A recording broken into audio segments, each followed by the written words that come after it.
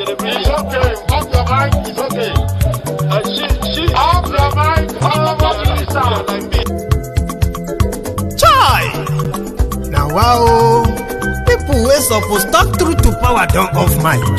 And if we talk, now 500,000 they go summer us, call them hate speech. But fear not, my ego don't come. Ingo torchlight every corner, nooks and cranny of all these bad people where they spoil our country.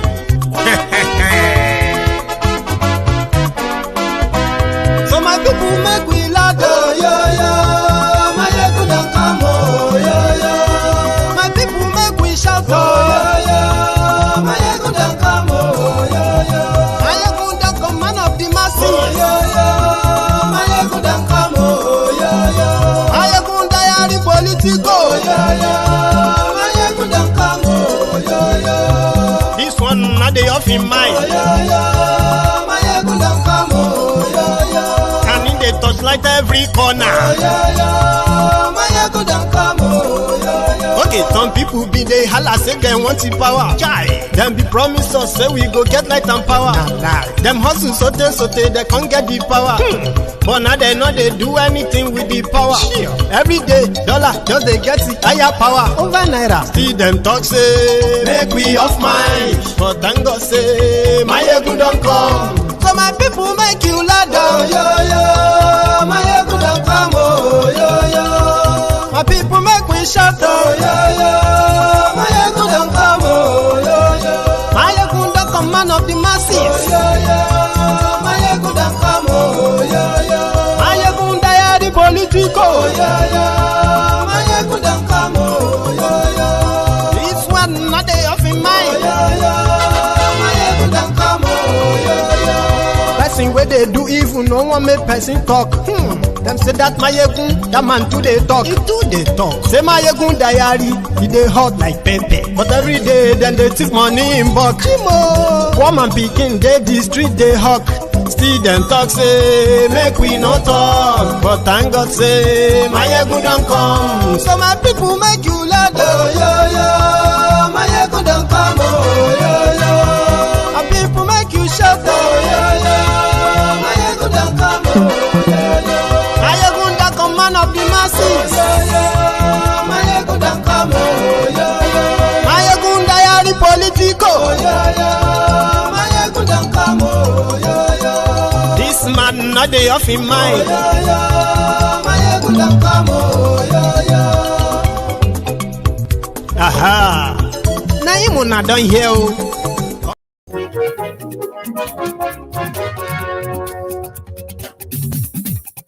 Hello there.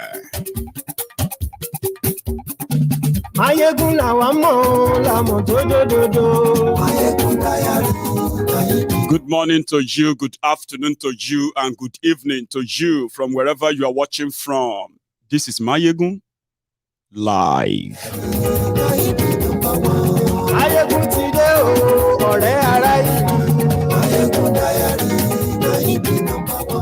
Lórí Facebook, lórí YouTube. Gbogbo bó ṣe ń lọ ni Máyégún já wa sí. Àṣírí ọ̀jẹ̀lú kì í bò níbẹ̀ o. Thank you so much for joining me from wherever you are watching from.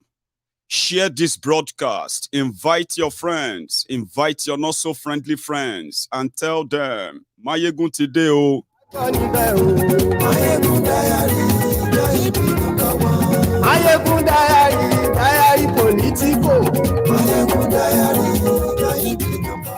Unofficially, Buhari has handed over to Tinubu. In case if you don't know, you will hear that tonight.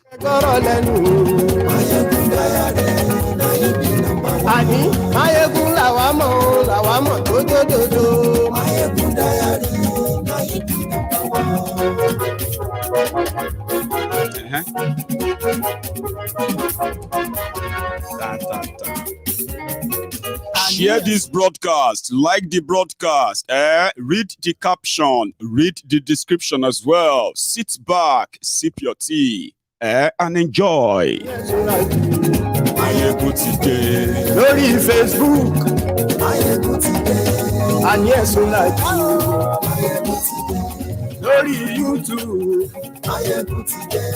àní ẹ̀sùn láti. We woke up to the screaming, cries, and, lamentations of the SPV boys, the Atikus guys. According to them, hey, the Obidient movement is sponsored by Tinubu. Peter Obi's campaign is funded by Tinubu. And the purpose is to stop Atiku from becoming president. That is what they are running with. Today, we need to review it. Thank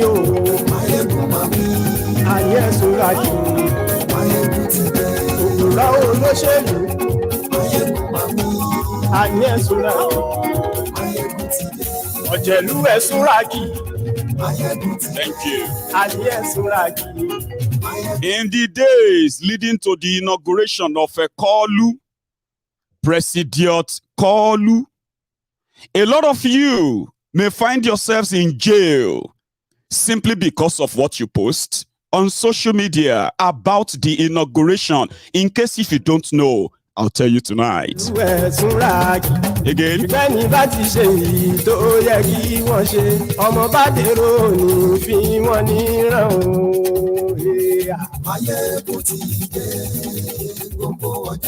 No pressure. Oh, there is pressure. Let us be honest. Pressure tiwa. As you are watching this video, the secrecy of Tinubu's inauguration is at the top, top level. And what do I mean by that? In case, if you have been wondering, right, that is Nigeria actually having a new president on the 29th of May? There are people who genuinely, strongly, and faithfully, religiously believe that Tinubu will not be inaugurated. That's a section of the country. There are those who believe that except something happened, it doesn't seem that it will not be inaugurated. That's another section. And there is this small section as well, right, who continually to defend the victory that should have ordinarily ended all political differences since somebody has emerged.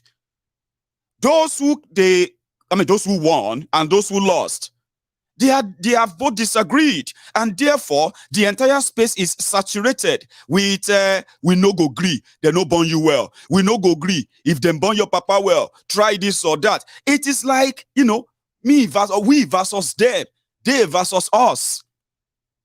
And inauguration is just about a few days away. Therefore, the government in Nigeria, APC, Egbekegbe, including the media that they can indeed suppress or even buy out completely, have done their best to underplay the pressure with the Abuja. Niger Delta terrorists, they are in Abuja because of this inauguration. Boko Haram Fulani terrorists, they are in Abuja because of this inauguration. Yoruba xenophobic terrorists, they are also in Abuja because of this inauguration. Everybody won't fight themselves to finish. Pressure. And listen, whether we are part of them or not, the 29th of May is going to come and it's going to be gone, and it's going to be what will happen afterward. Something that they fear so much. And today, the security agents in Nigeria have been ordered to start combing social media feeds.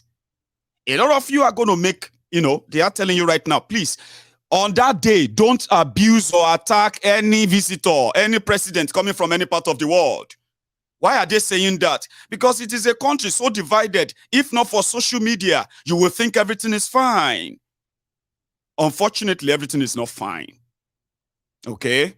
Therefore, all the activities that will lead to the inauguration of a new president is being shrilled in secrecy. Only those they want to know and those they wanted there are invited, by the way. I mean, ordinarily, a lot of you will not be able to go there. But this time around, it seems that they are worried that what has never happened before in Nigeria may actually happen this time around. And what is that?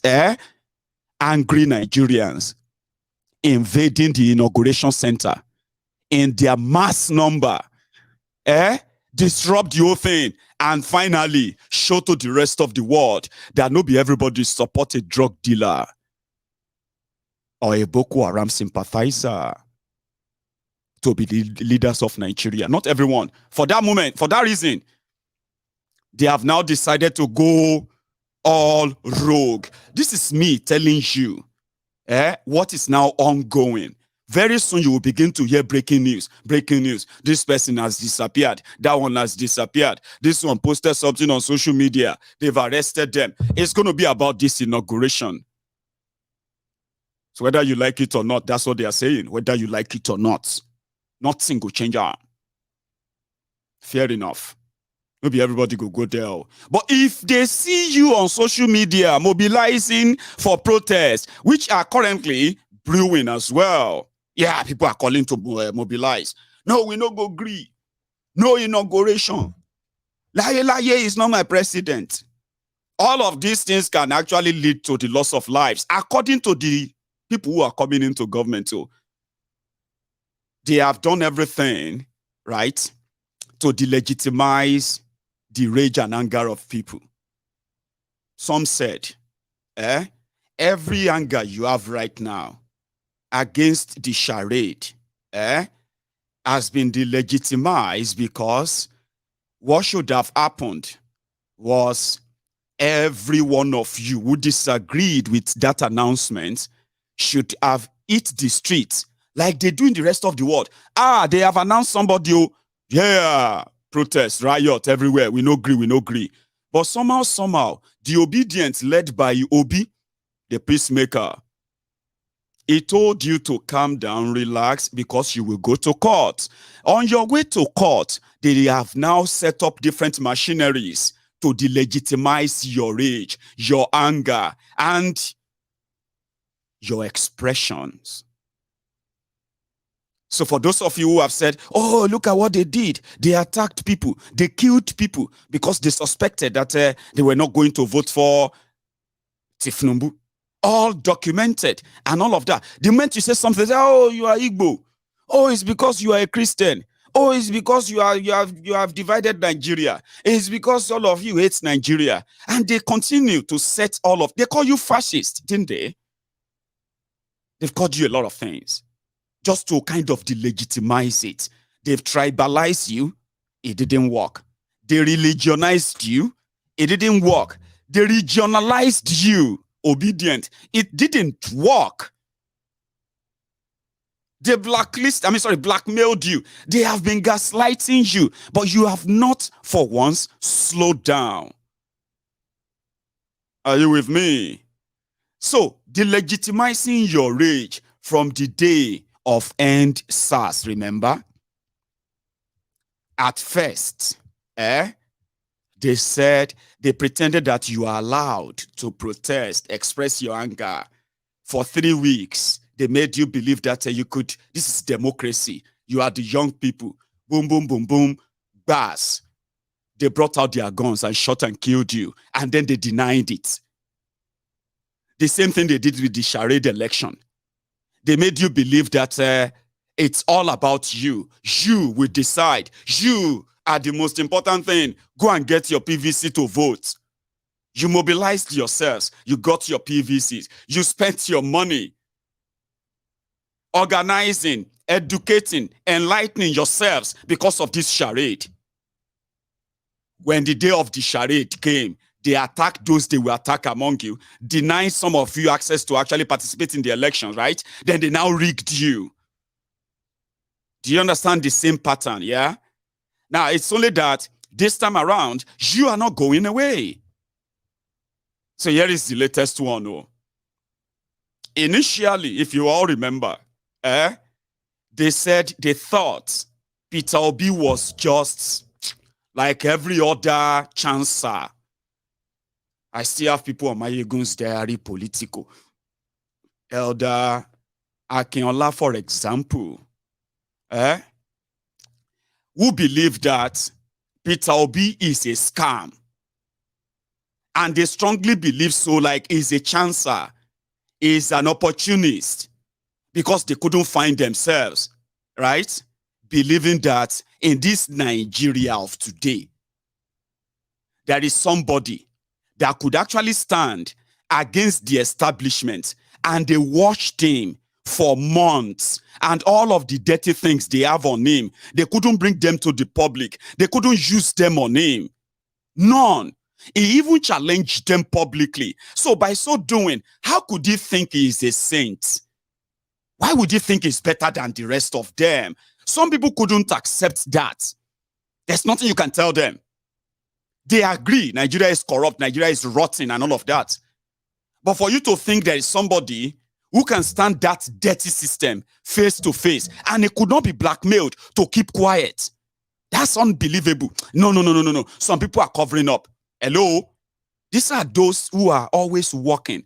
They are throwing everything, and they are waiting for which of them is going to stick. A man, yeah, they throw the religion, you know that one. Obidient because of religion until when they had to start changing their resort in northern Nigeria. Because they couldn't believe it, that there are people in northern Nigeria that will actually stand up against the rotten system in the north as well. It was like a tsunami. Everybody witnessed it. It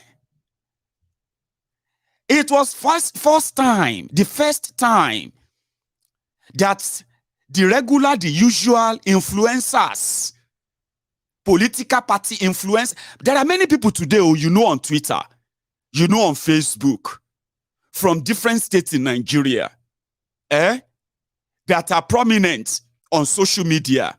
It is because they have served either as PDP influencer or a candidate influencer in PDP, APC in the past. Some even gained even more kind of followers when their leaders, their criminal leaders in Nigeria, when they jump ship from APC to PDP, from PDP to APC, these influencers on social media as well, they jump ship. And when they jump ship, they win more followers. Oh, I used to support APC. Now I am supporting PDP. Hey, thank you very much. Omayegun, you are so, we love you. Now you have seen the light. You have left the demonic party. Welcome to, you know what I mean? These influencers, whenever elections are coming, they will begin to, some of them will, let me tell you something. Before social media, political influencers in Nigeria were the columnists. You know those people, opinion writers in the newspapers. The opinion of the back page of newspaper and some political pages. Well, I'm sorry if you are not the newspaper person. When I was growing up, there was no internet. So I was a newspaper person. I couldn't buy newspaper when I was young at some age, right? So I had to read old newspapers. Do you get that? So when the new one comes, I'll go and take the old one to read. So I read yesterday's news. Do you get that? So back then, those who were influencing our political thoughts, the political mind in the 80s, in the early 90s, they were those columnists. They can write something about Tinubu, and you just have to take them or what they say. They can write something about Obasanjo. They can write something about Igbos. They can write something about Yorubas, opinions. They can write something about Fulani, all of those. People read them, and they became, so many of them, people were buying newspapers because of this columnist. I'm sorry that I can't mention names, but you know what I'm saying. But when social media came, there came new generation of opinion influencers.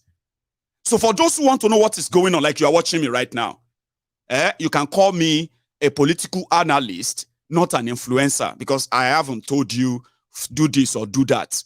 Sure you get. But I kind of make your options open. But there are people, their job is to tell you how great PDP is. How massive and lovely PDP has done for Nigeria. How evil APC is. And they get paid for it. Some of them, therefore, are followers, thousands, millions of readers, who can easily just get easily influenced. So somehow, these influencers, they found themselves every election season, they'll find themselves in the hands of those who are ready to pay for them. Like it's normal. Even Nigerians will be telling them, just continue to do your job. We know, say that's what they are paying you for. Because after elections, if the politicians they support should gain power, they can end up being given appointments like special advisor to the governor on new media. That's the office they have created now. Instead of the office of media. You know, back then, the columnists in your newspapers, they were those who always become the media advisor, media secretary to the president, media advisor to the governor, special advisor on media to your senators and the rest of them. These are the hot cake jobs that prompt, or should I say, that shaped the direction of their pen before the advent of social media. So when social media came, every election cycle, you will see these guys. They'll be pontificating. Sometimes they'll be projecting. They can tell you that, like in 2020, they can begin to project who is good to be president of Nigeria in 2023. So a lot of you will be agreeing with them, small, then they will get hired. So this Obidient, for the first time, Omo, they destroyed all of that.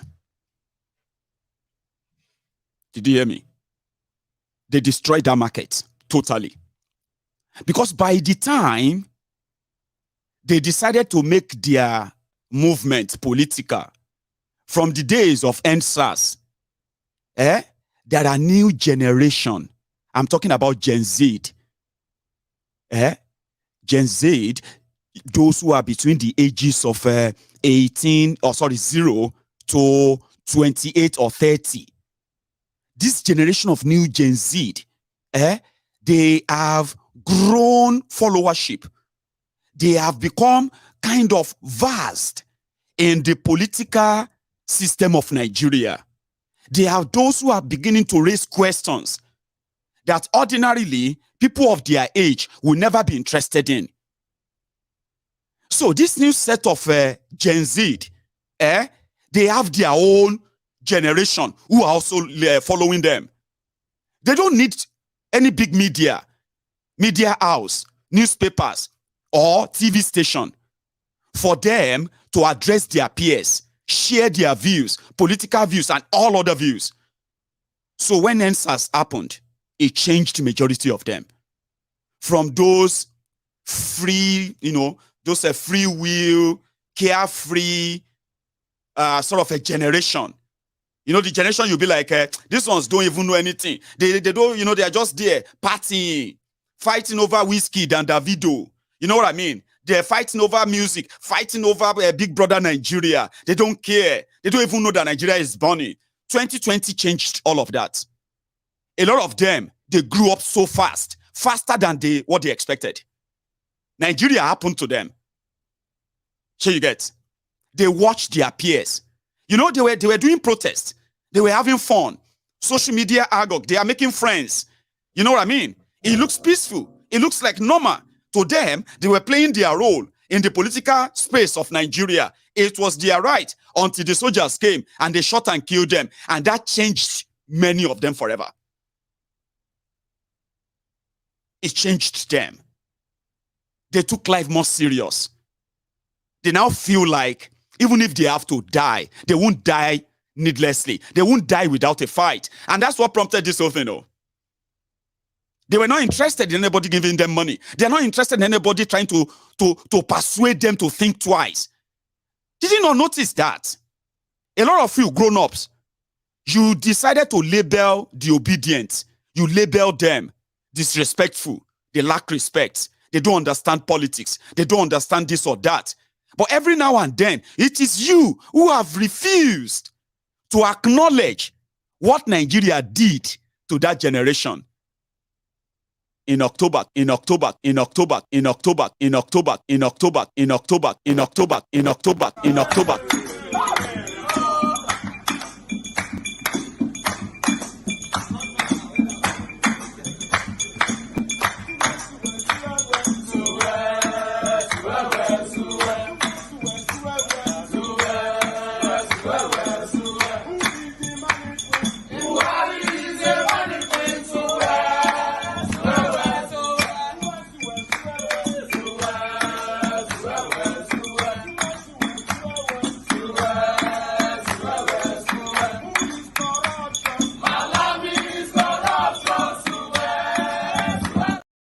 Sorry about that. I froze at some point.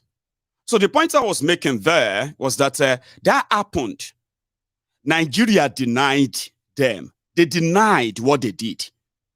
And they kind of have been busy trying to repeat that. And a lot of you who kind of agree with, you saw what happened. But admitting to what happened, right, is going to make you feel what? Guilty. That you have denied it for years, Abi. Denying it doesn't mean that it didn't happen. The effect of what happened in 2020 is going to live with Nigeria for long. So, in 2020 to 2023, they were told if they were not comfortable with the way Nigeria was being governed, they should go and get their voters' card. They did. And we all saw what happened as well. We saw what happened. So, what happened? For the first time, they were ready to do anything and everything to bring an end to that corrupt system that you have in Nigeria. Everything. They were killed, though. They were hunted. Some of them were jailed wrongly. They were offered money. They didn't take. For the first time, people decided to go and choose somebody without being given money in Nigeria. But it seems that February is like 100 years ago because of the Stockholm syndrome that Nigeria kind of suffers. February 2023. So we woke up today and they said, the Atiku's boys, they said, Obidient, you Obidient. It was Tinubu who was funding the Obidient movement. But just before we get to that, a little bit flashback too. I also remember, if you go back into the diary, I remember very well when these people were begging PDP on social media. They were begging PDP. PDP, we want to deal with APC. Please, give Peter Obi your ticket. Obi no saying he won't be president. So there was nowhere that it was like, they were saying Atiku, where Wike and few others who wanted to be president. We have been hearing them and seeing them. 2021. PDP, please, just give it to him and leave the rest for us. Leave us, we'll do the rest. We don't need anything from you. Just give him. This PDP is a very corrupt party. How can you say PDP should say, we don't care? We don't care. Just give it to him. Just give it to him. Somebody said, if by January 2022, Peter Obi no declare saying he won't be president, he go personally sue him. All of this existed though, till today. But Stockholm syndrome will not make you kind of, they won't be valid to you, Abi. Hang on. Then they made Obi declare. The guy started going everywhere. 36 states in Nigeria. Everything is on this diary. They said, nobody will vote for Igbo, man. Nobody like Igbo. Nobody trusts Igbo. This and that. No, PDP will not make a mistake. We need somebody stronger to defeat APC. They shall said, Atiku as he be, Atiku has 11 million votes in the bag already. Some people were now saying, are these people normal? Atiku get 11 million votes for inside where Ghana must go back. Okay, oh. If you make mistake and you no give Obi your ticket, PDP, forget it. All of this thing existed here. Oh. Before story change you, before story change to whatever all of you are now believe. Oh. And that's how the story will keep changing and changing. Because you are making yourself available for them. Then they said, if it's not going to pay delegates, you see all of them from NSAS, so they were like, which one is delegate again? They didn't know that in political parties, the political parties are delegates who are party delegates. You will need to buy them off. Remember, they are Gen Z. To them, they just thought if you do something right, because they have the number. Imagine, Nigeria population of over 200 million, 70% of them are people between the ages of 30 and below. Yeah? 70% of 220 million people. 70% of that are the people between the ages of 30 and below, from 30 below. Do you know that number? This Gen Z, they have done all of the calculation and they believe that they have the number to chase APC away. They just needed a platform. And the person they want to give it to, now Obi. Everybody was laughing. I wasn't laughing. I was telling them that it's all going to come to nothing. Because it is Nigeria. And a lot of them didn't kind of like me for that. From the beginning, I said, it's going to, they will, Mayegun, don't talk like that. I don't like you. Okay. But today everybody is learning. But for the first time they heard about delegates. I'm a delegate, they collect money. That was when they said, Obi no, they give shishi. And they started saying it, we know they give shishi. We know go give shishi. You know they give shishi and you won't win election. They started laughing at them. Guess who were laughing at them? PDP influencers. Because before the 2023, these were the people who were saying, if PDP want to win this, they should zone it to the south. Peter Obi is somebody who was a billionaire, a former bank, chairman, somebody who was, blah, blah, blah, blah, blah. Until when they hear that Obi no, they give shishi. Some of them hated him for it. Like, are you trying to say that they are paying us to work for you, paying us to campaign for you? It's like paying us more. Like, what does that mean? Do you expect us to do it for free? Who does it for free? When APC are ready to spend money on media. You know me, I did there all this while. I did everywhere. And I was there just watching. And I'll come back here and tell you, look at it. Oh. They were laughing at them. Then they said, if Peter Obi no go spend shishi, and he expects PDP to give him tickets, he better go and find a way. You better find your way and leave PDP. I don't want to talk much about what Wiki also did. Though. That one is like internal real work until they chase them away. Did they then chase them away? These people, Obidient, they were everywhere on social media. They are waiting for breaking news. Obi, go anywhere. Just choose anything. We just, all that. Long story short, they joined the PDP. They joined the Labour Party. In fact, that even became funnier for many people. Labour Party. Oh, man. Man, these guys are jokes, man. In fact, some people were putting money on social media that Peter Obi no go score 1 million votes all over Nigeria. All the votes everywhere, no go reach 1 million. You can't, all of you are now acting like, say, everything they say to you now. I know it. I know that. It is Tinubu. It's a political strategist. Daru.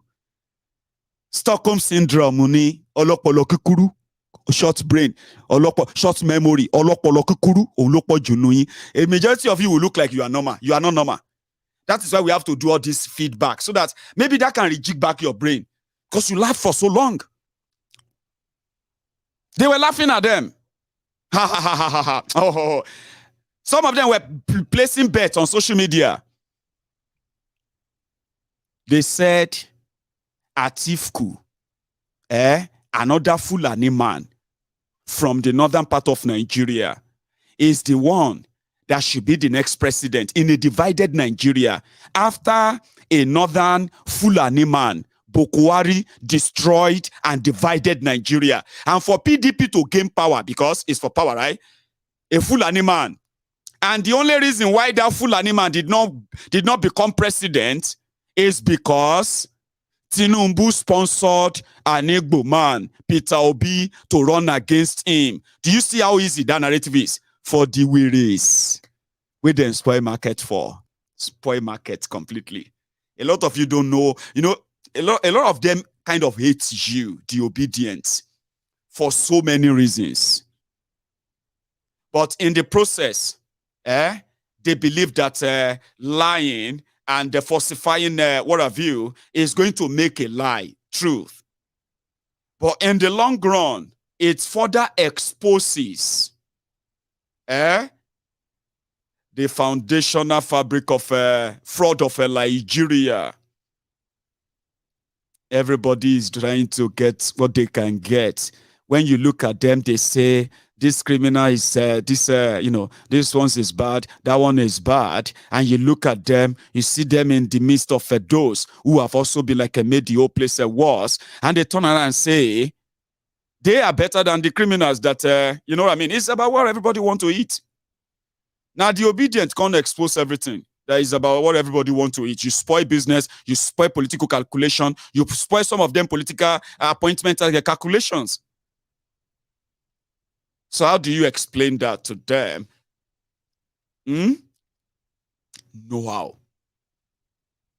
At least I know 2 or 3 people who told you that if Peter Obi win one single state in Nigeria, they will give you 1 million. They will give you 2 million. How many of you remember that?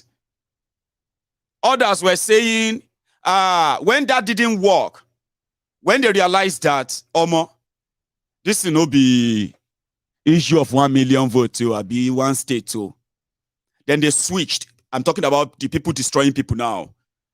They switched to Peter Obi is just going to really reduce Atiku's vote. You know the vote they were talking about? The votes of the Igbos.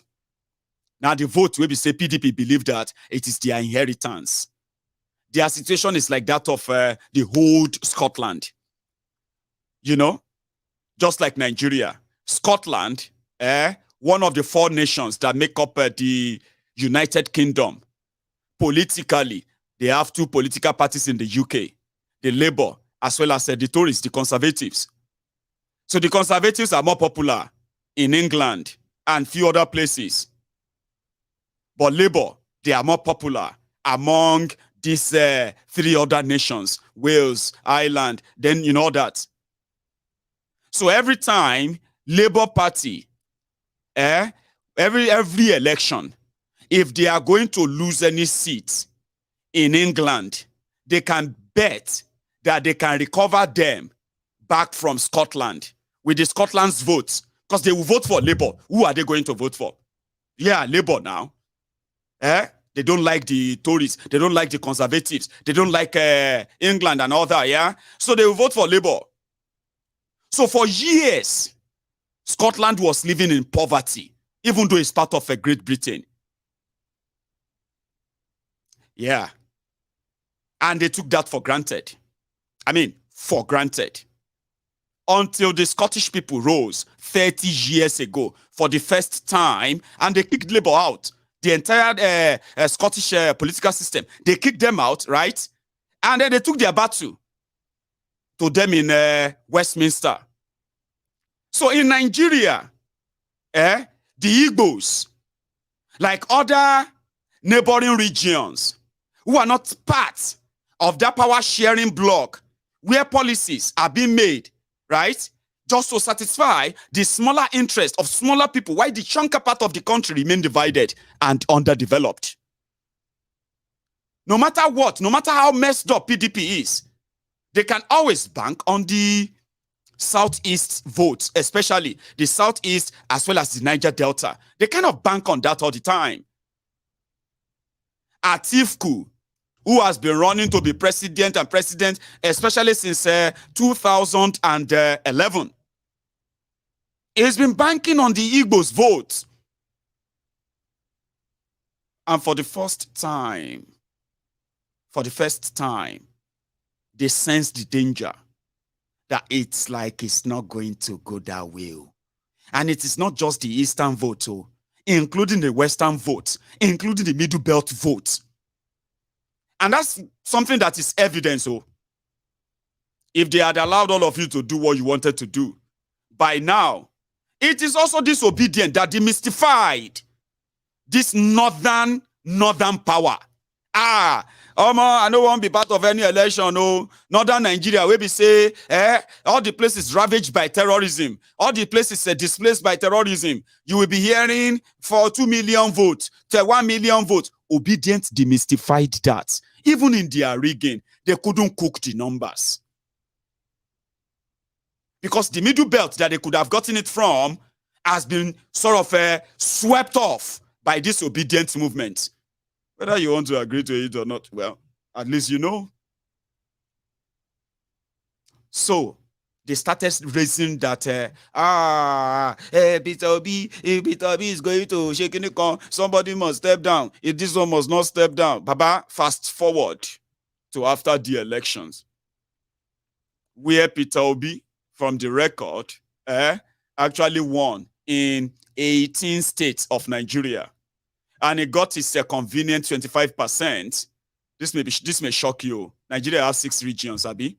From the real report. Yeah, from the real report.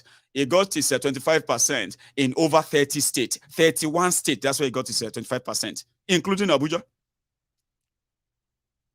So when the result got announced, this man that they said is a clown, is a comedian, is a time waster, you are going to waste your vote or not, defeated the two prominent, powerful, or whatever you want to call them, in Abuja.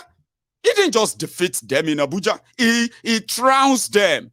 You know what they call Aduba? I'll be waiting with that guy's name. What's that senator representing Abuja since 1999? 24 years he's been senator. It's like somebody who is like the godfather of Abuja. Nobody they chieftain. Obidient send him away. They sent him away.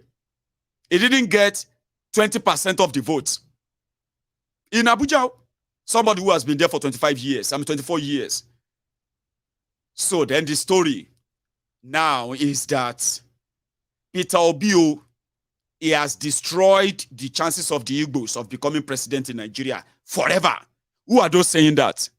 The SPV boys, special purpose vehicle boys, the articulated morons, the articulated mugus, the articulutas, articulated fraudsters, articulated job men, articulated morons. They slept yesterday. They woke up today because somebody. let me play that for you. There's a guy. They said the guy, like all the Papa and Co. They said the guy is the governorship candidate of Labour Party in Oyo State. And the guy now, he was on a program. Let me see if I still have that. What's that called again? Bagede Imo. Guba candidate of Labour Party in Oyo, who publicly said Peter Obi failed to give him money for his election. And Peter Obi has refused to meet him, to support him, in order to be governor of Oyo State. This is somebody who is APC guy. Sure you get? When this issue of you obedient to the as all of you, they look for everybody now. Everybody pick ticket. The guy picked ticket, a governorship ticket in Oyo. Taufik Akinwale, or what's that his name again? Taufik Akinwale. Just like everybody was picking the random Labour Party form that day because Obi go there, went there. So the guy said Peter Obi didn't give him money to campaign. Peter Obi didn't even meet him to support him when he came to Oyo State. So he said this morning, last night, and he said in Yoruba that the obedient, they have no idea. All of you, you don't know what is going on. You don't know nothing. You don't know nothing.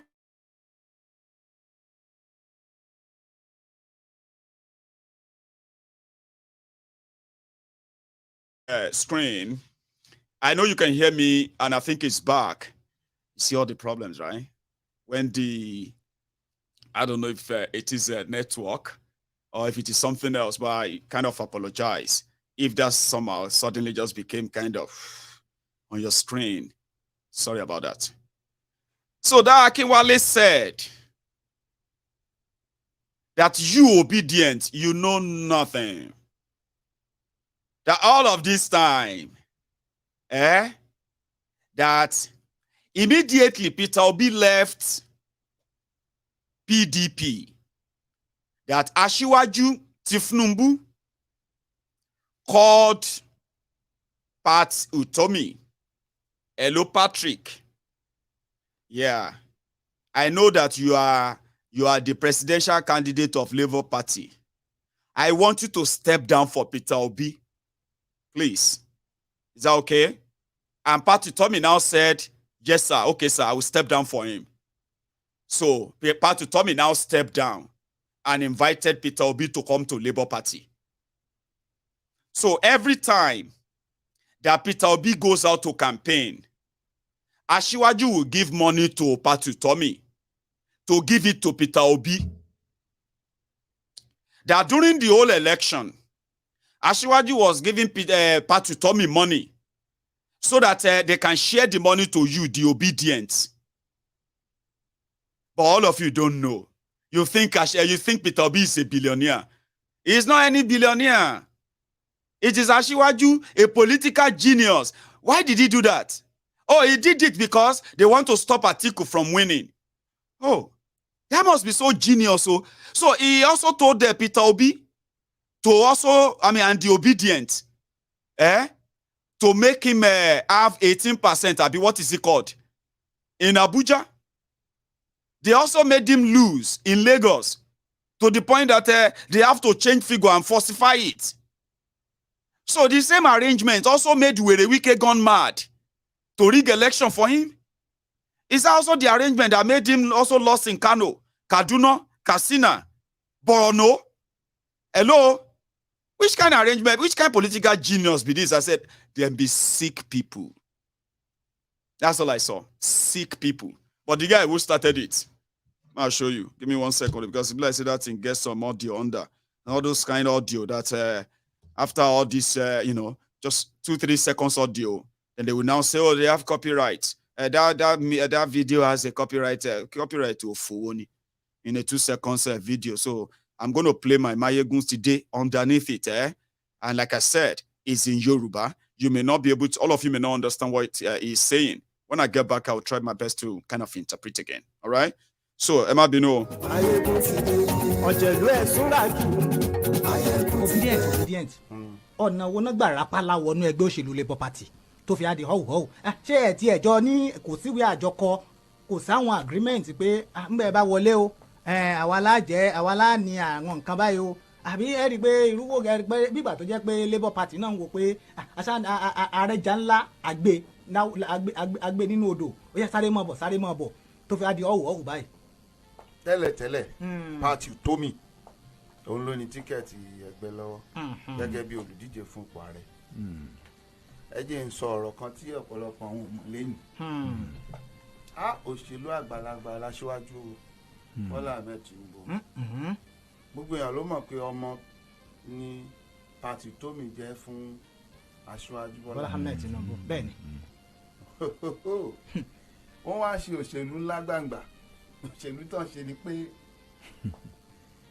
ààrẹ wa sọ pé ọ̀dà nígbà tí Peter Obi ti jáde ààrẹ náà ní torí by the 29th of this month wọ́n dàrẹ Nàìjíríà tí ò sí kankan tí ó tẹ̀lé president elect pẹ̀lú ògo Ọlọ́run. So ààrẹ wa sọ pé kí bí Peter Obi ṣe kó ònú PDP yẹn kí Pat Utomi kó juwọ́lẹ̀ fún torí pé ààrẹ fẹ́ dín agbára Atiku kù tọrọ mọ̀ pé olóṣèlú làwọn méjì. lẹ́ẹ̀kan sí i aṣíwájú Bọ́lá Ahmed Tinubu wọ́n pe Pat Utomi wípé bí Peter Obi ṣe kú ò nínú PDP kí Pat Utomi juwọ́ agbára lẹ̀. ó lè gba tíkẹ́ẹ̀tì ọ̀rọ̀ rẹ̀ ọmọ orílẹ̀-èdè Nàìjíríà gbàgede ọ̀rọ̀ lẹ́ ń gbọ́ kétékété yìí. ń bọ̀ wá gba tíkẹ́ẹ̀tì ṣe rí ibi tí ọkùnrin tí wọ́n ń pè ní kínní Peter Obi tí ò mọ̀ pọ̀ jù tó mọ̀ lọ. kí ló ṣe ó wá ń gba owó lọ́wọ́ Pat Utomi. You dey hear the lamba? Is an APC politician who became Labour Party governorship candidate in Oyo. And then he went on to say, do you see how he sat down there? Because they know that they have listeners. That they are feeding the lies to. And he started putting the lamba. He started dropping the lamba. And I get, Kabiesi? Hey, Orolemba, you people, you can hear. Listen to what he is telling us. So, hey. So Ashiwaju is the one who, that's so smart. Wow. Hey, no evidence, no nothing. No. Just say it. Lamba. Everybody will do they will do the rest for you. Meanwhile, he is also trying to send a signal that, hello, sir, Are, did you hear that? A Labour Party candidate, he said, we need to call Tinubu president. There's nothing anybody can do about it. He will become the president. That's what he's saying in that studio. He said he called Pat Utomi and said, Pat Utomi, you know you're my friend. I want you to call Obi and step down for him. So while Labour Party were celebrating that they have catch a big fish, so Ashiwaju will now give Pat Utomi money. Peter Obi will now collect the money from Pat Utomi. And he will go out and start telling you consumption to production, production to consumption, and all of that. And that's what the Atiku's boys picked. And according to them, Peter Obi is the one that Tinubu used. That is to say, to kind of put it in your mind that Tinubu is this political genius. Very, very genius. Look at that game. I knew it. Haba. Now so now so your brain kind of shallow reach. I knew it. My ego, I know what I am saying. Olofo, you don't know nada. Unfortunately, the level of the pandemic, the Stockholm syndrome pandemic in Nigeria is even worse than how many people can imagine. So the political genius decided to send political thugs in this 2023, where you have all this camera phone, internet, and everything. Political genius said that somebody they sponsored should defeat them, if not for rigging. The political genius for the Badagry right now at the old people's home, a mental asylum. Because now two things go the worry Kolu. First, old Senel. So he will be in the old people's home, but because he will also have mental problem, because he won't even believe it, that he's not president. By the time the whole thing comes down, political genius. What kind of political creativity is that? That you have to rig, after you are actually like have to rig somebody that you are funding, you are paying, before you can even get declared. Genius here. It's just me. I'm not saying it's not a genius, because in the land of the blind, one-eyed man is expected to be their king. In the land of the dumb, the likes of Buhari is a king. You know, go figure. I'm just saying, what kind of genuity is that? Like, you are so brainy, political sagacity, and the person you are funding, you know what I mean? Maybe it's just me, Sha. Now talking about the result of after the sponsor and the sponsoree and the sponsored, we are now a few days away from call loose inauguration. And today, ladies and gentlemen, Buhari, President Muhammadu Buhari today conferred the titles of Grand Commander of the Federal Republic of Nigeria, GCFR, which happened to be the highest national honor, and it is only bestowed on presidents of the country. GCFR, the Grand Commander of the Federal Republic of Nigeria, Pablo Escobat. Escobat go dey jealous, so you know, wherever he is, his soul, if you can look back, it will just be like, something we are not doing in a small South American country. See how this one achieve him. Escobat Pablo has become now. If you want to call Tinubu now, you need to put some respect this way. Just in case for those of you who are learners, okay? You will say, Asiwaju Bola Ahmed Tinubu GCFR. Asiwaju Awon, you know, you can then put all the titles. Here you get Grand Commander of Federal Republic of Nigeria, the new colony for the drug cartels. I know it's kind of feeling somehow, yeah? It's not me. I did say something a few days ago. I said, a lot of the rest of the world knows what is going on in Nigeria. And no matter how you try to, even if you try to get angry, why can't you just let us say good thing about our country? We know that things are not really that good, but you know, we shouldn't be washing our dirty linen in public. That is somebody who is just 30 years old, though. In 2023, he's talking about don't wash our dirty linen in public. It's our country. We don't have any other country. If we start talking like this, the whole world will just know what is going on. Baba, this is 2023. The whole world knows what is going on in Nigeria. In fact, the whole world is angry on your behalf. Other Africans, they are pissed off on your behalf.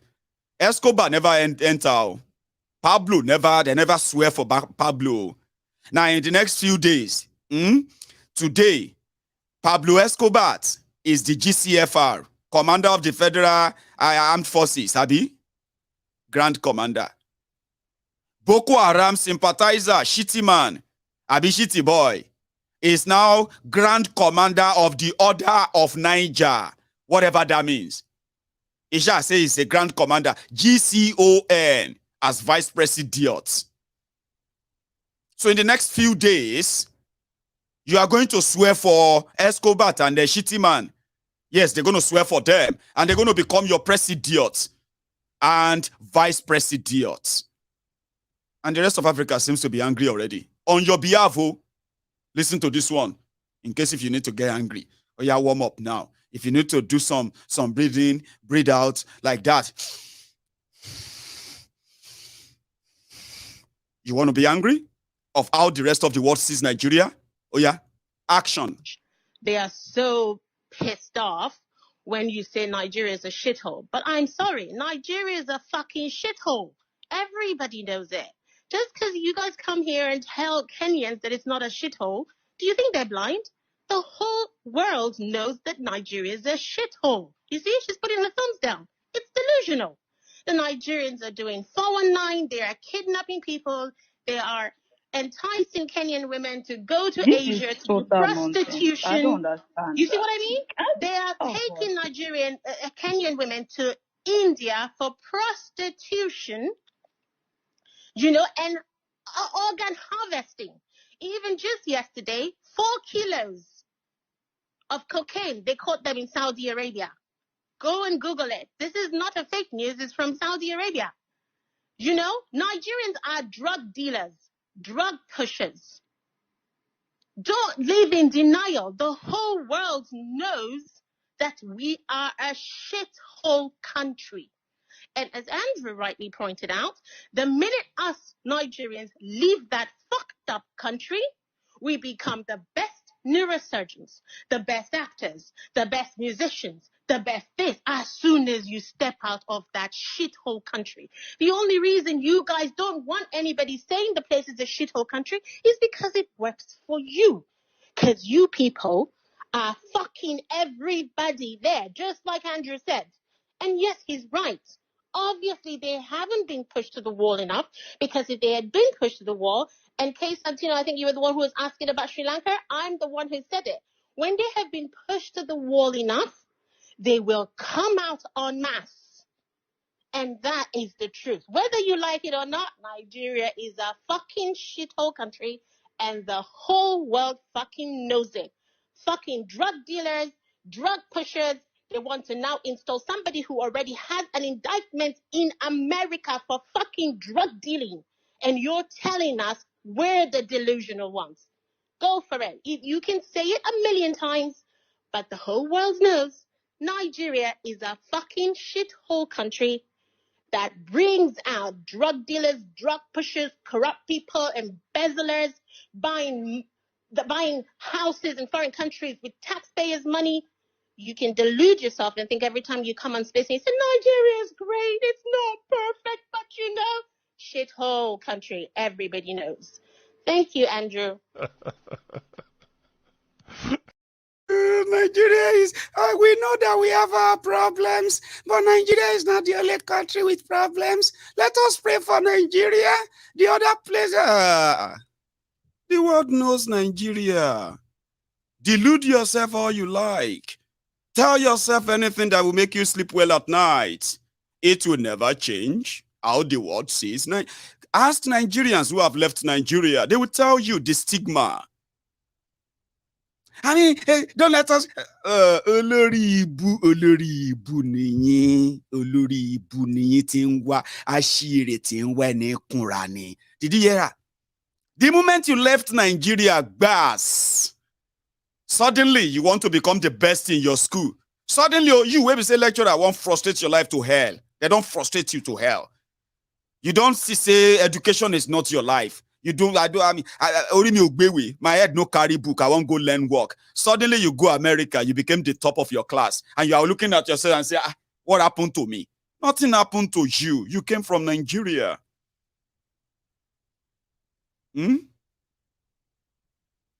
So you can live in denial, you can delude yourself, you can say this or what have you. Now you are about to install Escobat. Ejelo, prepare.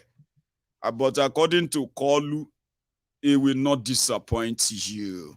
He's reading it. I know it may not be kind of motivational, whatever. So, somebody don't change the name. They say GCFR. Don't change you. They don't say they're not the grand criminal of the Federal Republic. GCFR.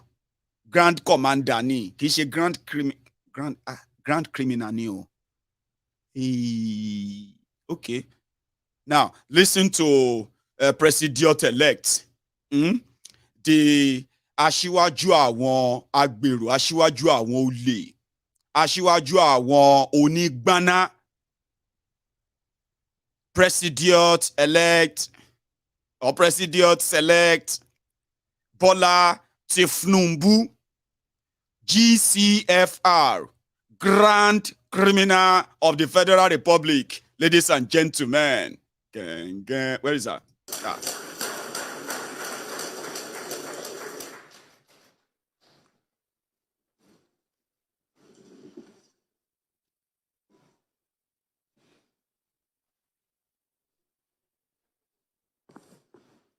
Your Excellency, Mr. President Muhammadu Buhari and his wife, Her Excellency Hajiya Aisha Buhari. Your Excellency, the Vice President, Professor Yemi Osinbajo.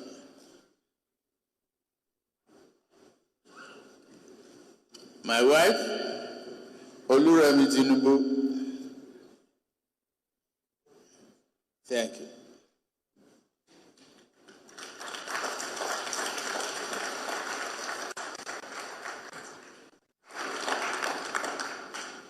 I can only call you Mr. Democrat.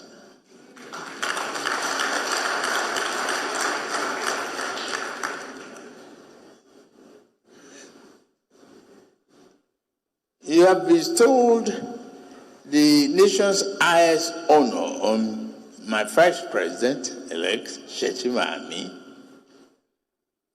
Our deep thanks also for the transition document,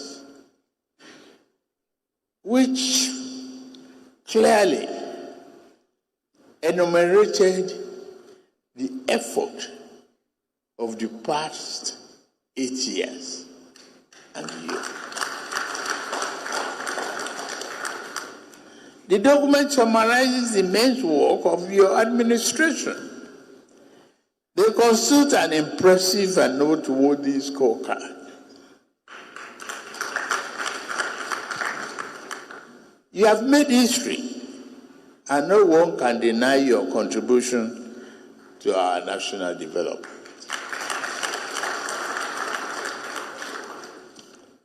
Your devotion to progressive and democratic governance is unassailable. I stand here today, renewed in hope and dedication to our national greatness. I also feel full of pride that this moment is our moment, and I know what it represents. This stately occasion is proof that Nigeria is vibrant and true democracy. It confirms that our democratic path is right and is right, and nothing will deter us from sticking to it. Sure.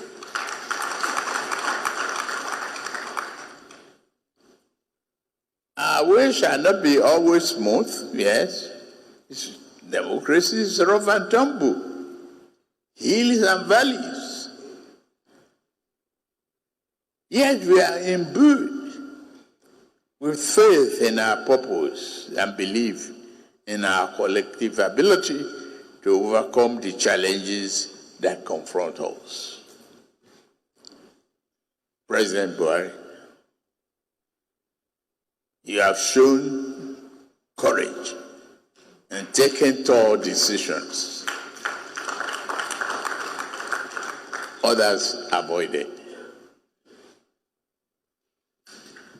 On such decision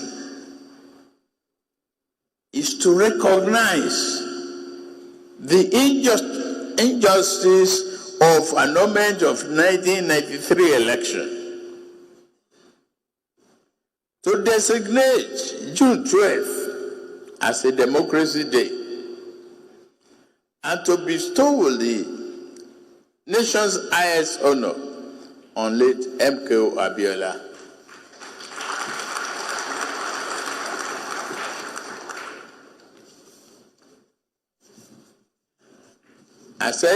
As much as anyone could, you reach back into history to set the record straight and heal the festering wounds. Thank you.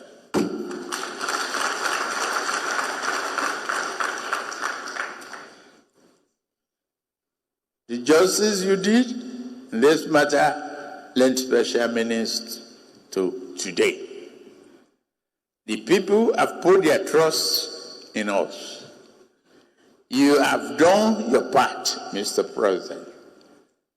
Now, a great duty will descend on me. I understand the meaning of the honor given to me today and the magnitude of the task that awaits.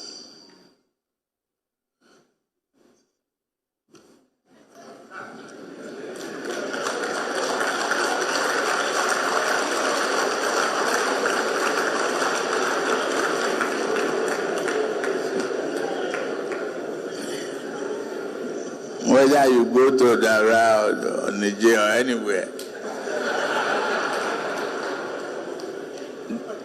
you expect knocks on your doors. But that was so far as like, una don dey mute Kolu.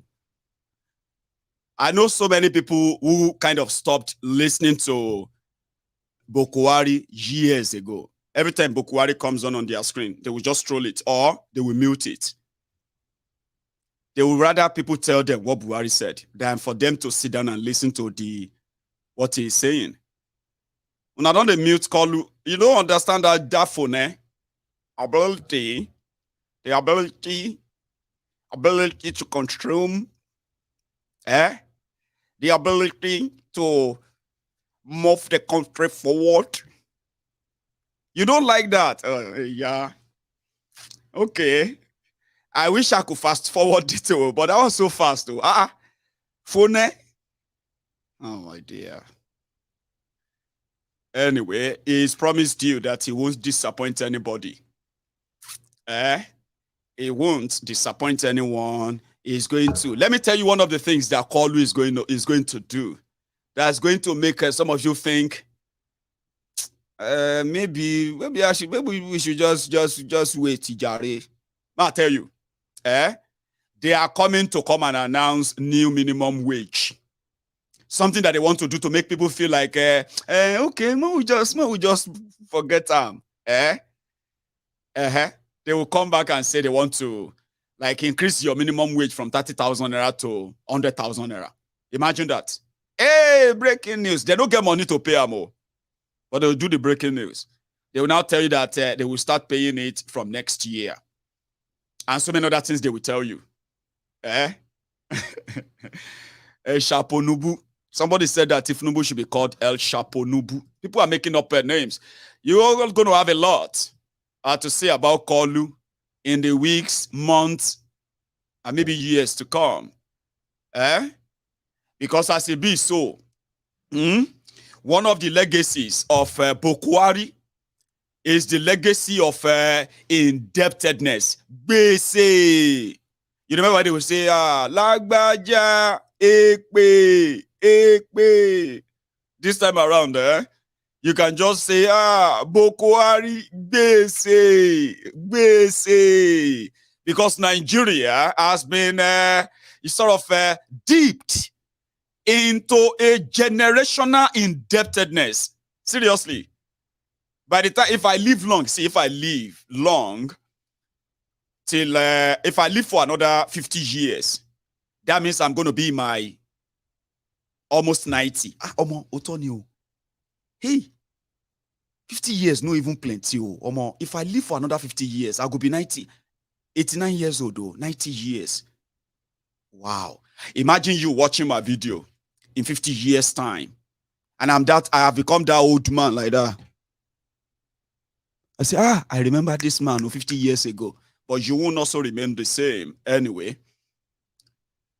If I live for another 50 years, Nigeria still won't have finished paying the debt that Buhari is leaving behind, with no human capital development to back the same. The money gone into the thin air. But generations will have to pay that money for 100 years. That's the minimum. By the time Kolu finishes his own chance, add another 100 years. I must make sure Kofo no remain in that place beyond this year. Because according to them, as at this hour, if they share the debt of Nigeria, me and you, with green passport, with the whole God knows who and who, China, World Bank, I don't even know.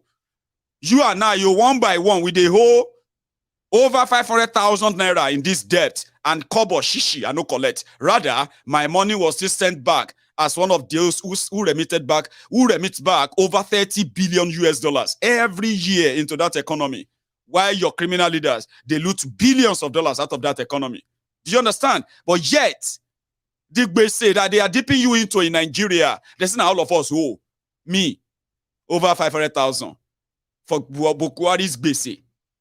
To the point that they printed money in central bank.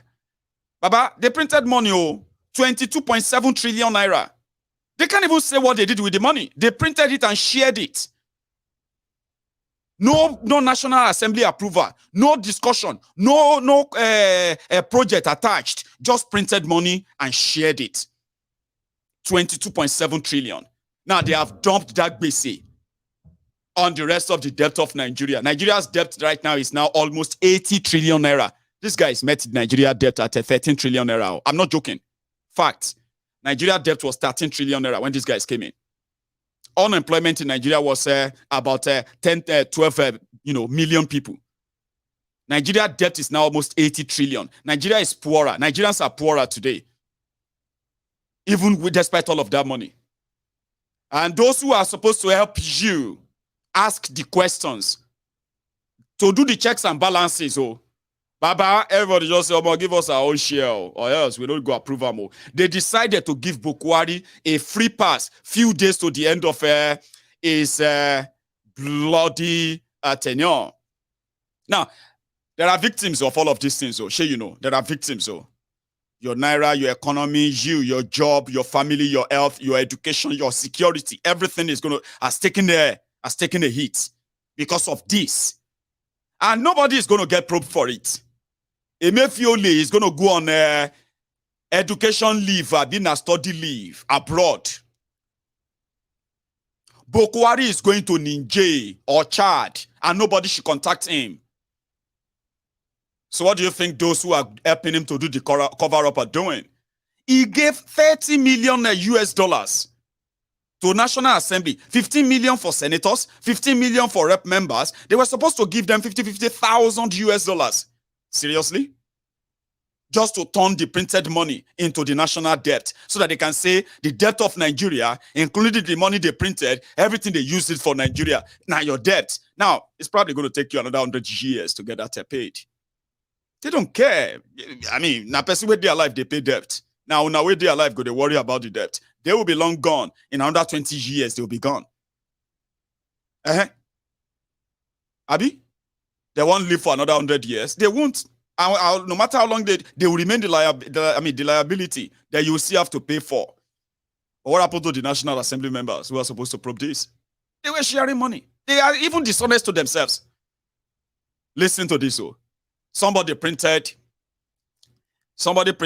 over 10 billion US dollars. 10 billion. Wow, 30 billion. Somebody printed 30 billion US dollars. And the money disappeared. And they come back and they gave them $30 million. $30 million bribe to cover up 22.7 trillion naira. To cover it up. National Assembly, and they give them 50,000 US dollars. Bajabia Mole, Bajabia Moron, Bajabia Mole is now being accused of cheating his own friends. They said, number one, he didn't even tell them about the money. He just told them that the president want them to pass the National Assembly bill to say they approved the money for Buhari to print all the money, for Central Bank to be printing that money. That day, National Assembly, they approved him. So all of this means that everything Buhari did, including the money they printed, which they don't have any details, they are not even asking for it. Just pay us, give us something. So once they gave them $30 million, they decided to convene and put a stamp on it and say, yes, Buhari followed the law in printing that money. They used it for Nigeria. We have seen the evidence. Case closed. That was what it was meant to be. Until 2-3 weeks ago. When they started hearing that, that's in way we did. Because they gave us 50,000 US dollars before we dispersed for elections. That was in February. They said this one that we came back to come and pass this 22.7 trillion naira money. They said they gave our leadership money. Some senators said they received 50,000 US dollars. But Gbajabiamile is just giving them 10,000 US dollars. Like, what the hell is that? What is going on? So when Gbajabiamila heard that they are murmuring, they are complaining, he decided, through the clerk of the house, and he told them there is not going to be any sitting in the house until further notice. Then he sent them again another 10,000 US dollars. By the time Gbajabiamila, the total money Gbajabiamila has given to his colleagues for covering up the 22.7 trillion naira money printed by Buhari, out of 15 million US dollars, Gbajabiamila has shared only $5.6 million from that money. So Gbajabiamila was initially sitting fat on 12 or nearly 12 million US dollars before they raised the alarm, right? So they are still not satisfied. How can one person take over 8 million and 359 people are sharing the rest, sharing 6 million? How is that? That's greed. Anyway, when they met between Gbajabiamila and Wase, you know Wase, Wase, whatever, I don't care. It's the deputy. The deputy speaker, Wase, decided to confront Gbajabiamila in the chamber. And I wish you can see this video. If you're watching me on TikTok, you need to go to YouTube. I want you to see the face of Gbajabiamila when he is responding. He said, "You are challenging me. Deputy speaker is challenging speaker. You the challenge speaker. Because of money. Why are you challenging? You are challenging me. Baba, oh yeah, well, listen. This is the first time in history that a deputy speaker will be challenging what the speaker is saying. Honourable members are invited to the official commissioning of the permanent site of the National Institute for Legislative and Democratic Studies, scheduled as follows. Thursday, 25th May, which is tomorrow, 2:30 p.m. So Chairman, Business and Resources, let's make the order paper light for tomorrow, because we have this, it's very important. The permanent site of NILS is at 2:30, so it'll be good that we close at 2. It's at plot 307 cadastral zone. It's on the airport road in Abuja. Yes, sir. Mr. Speaker, respected colleagues, as we are winding up, we have lost quite a number of period of time. For a commission of a project, for God's sake, why do we have to shelve a lot of activity that we have just to go and witness commissioning of a project of NILS? I want to beg, sir, that we should do our functions. Those who have the interest to go to NILS, they have the right to go there. But our main primary and function in this parliament is to make law, and our citizens should be more priority to us, sir. Thank you very much, sir. Okay. Perhaps, DS, you don't... I was part of those that went for this. It was set up... So I have every information and idea as what this... by this same institution, the House, to go to NILS. What I said was, let's try and make it light and leave here by 2. If you want, we can resume at 10. We will do our work, but we will adjourn this House at 2 o'clock. I will witness NILS, because it is important to me. So, as I was saying, the second announcement. Mr. Speaker, sir. Yes, yes. Thank you. Sir, the parliament is about us, not about I. Thank you very much. Mr. Deputy Speaker, this is the first time in history I've been in this House for many years, perhaps even longer than anybody here. This is the first time in history that a Deputy Speaker will be challenging what the Speaker is saying. Let us rise for... Money, Ogbeni, we are talking about something, you are talking about something else. I don't get it, ni? Abi now.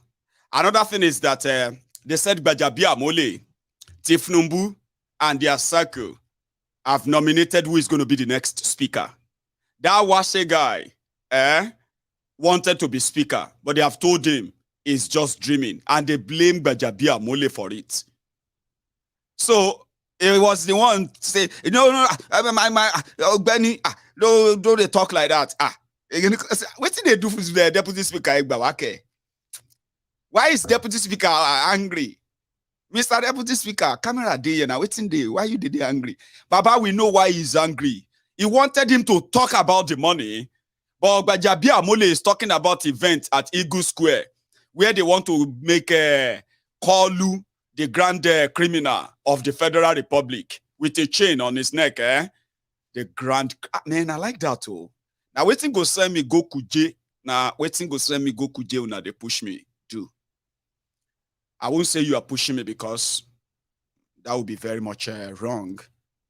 But you just put it in my brain now. And before you know it, you begin to see people, they will be saying GCFR, Grand Criminal of the Federal Republic of Nigeria. Tinubu is the GCFR. So what is GCFR? Is the Grand Criminal. He is the only criminal who has managed to beat the corrupt system in Nigeria from being caught, and is about to be president. He's already been made the Grand Criminal of the Federal Republic. Sure, you know, no sinna kujia they go so. If I mistakenly find myself in Nigeria, they will say, now you they call him Grand Criminal of the Federal Republic, Abi.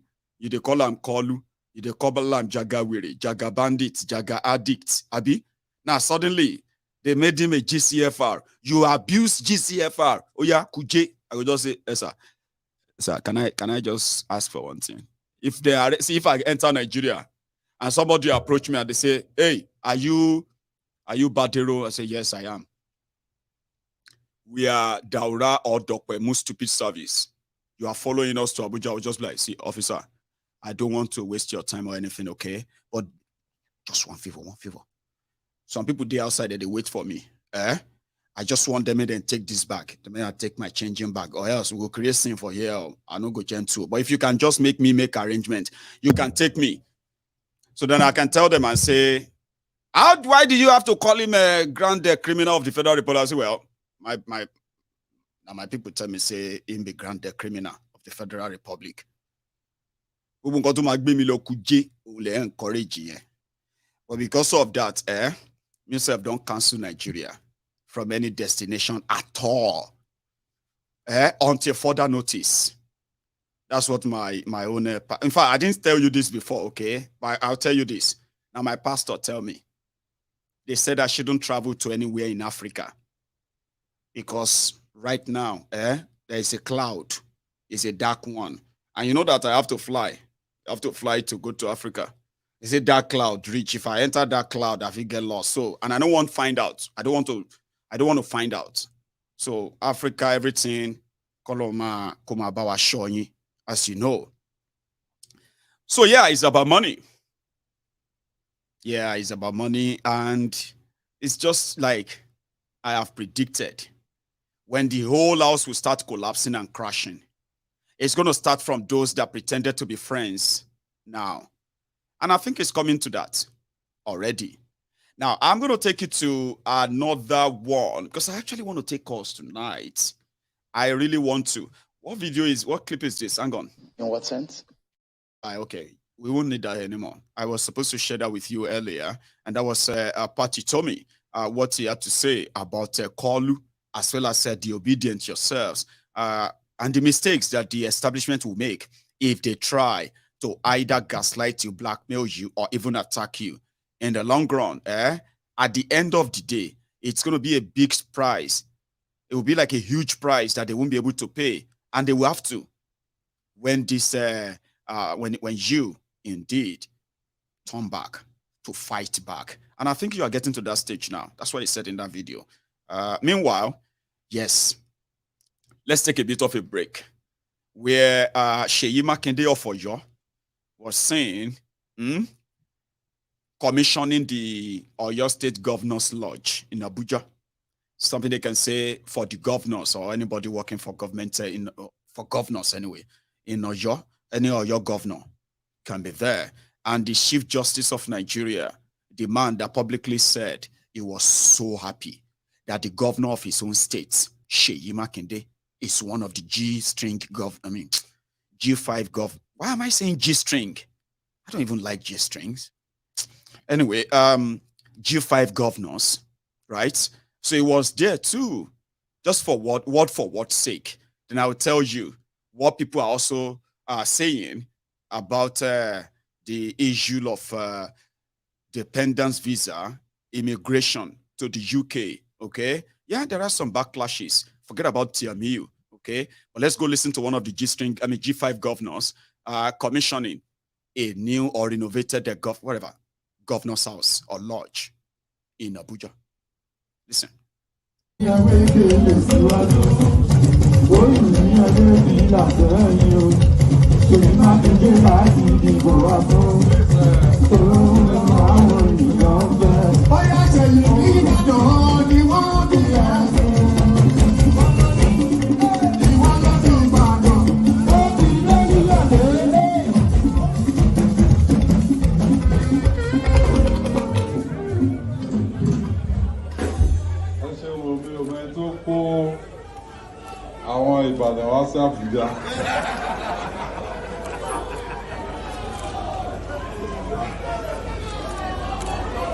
Your Excellency, the Vice President of the Federal Republic of Nigeria, Professor Yemi Osinbajo, SAN, GCON,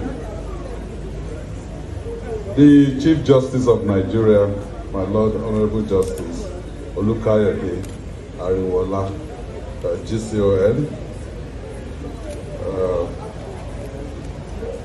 Your Excellency, the wife of the Oyo State Governor, well, my wife,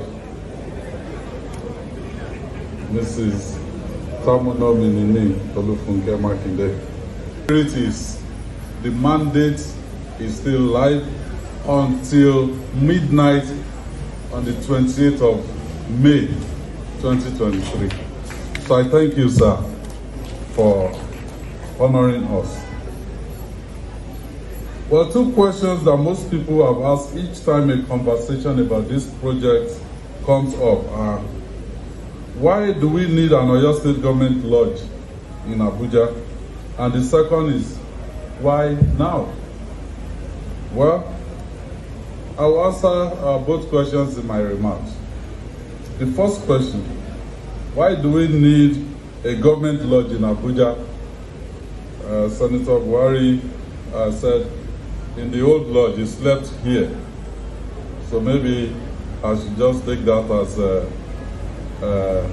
an answer.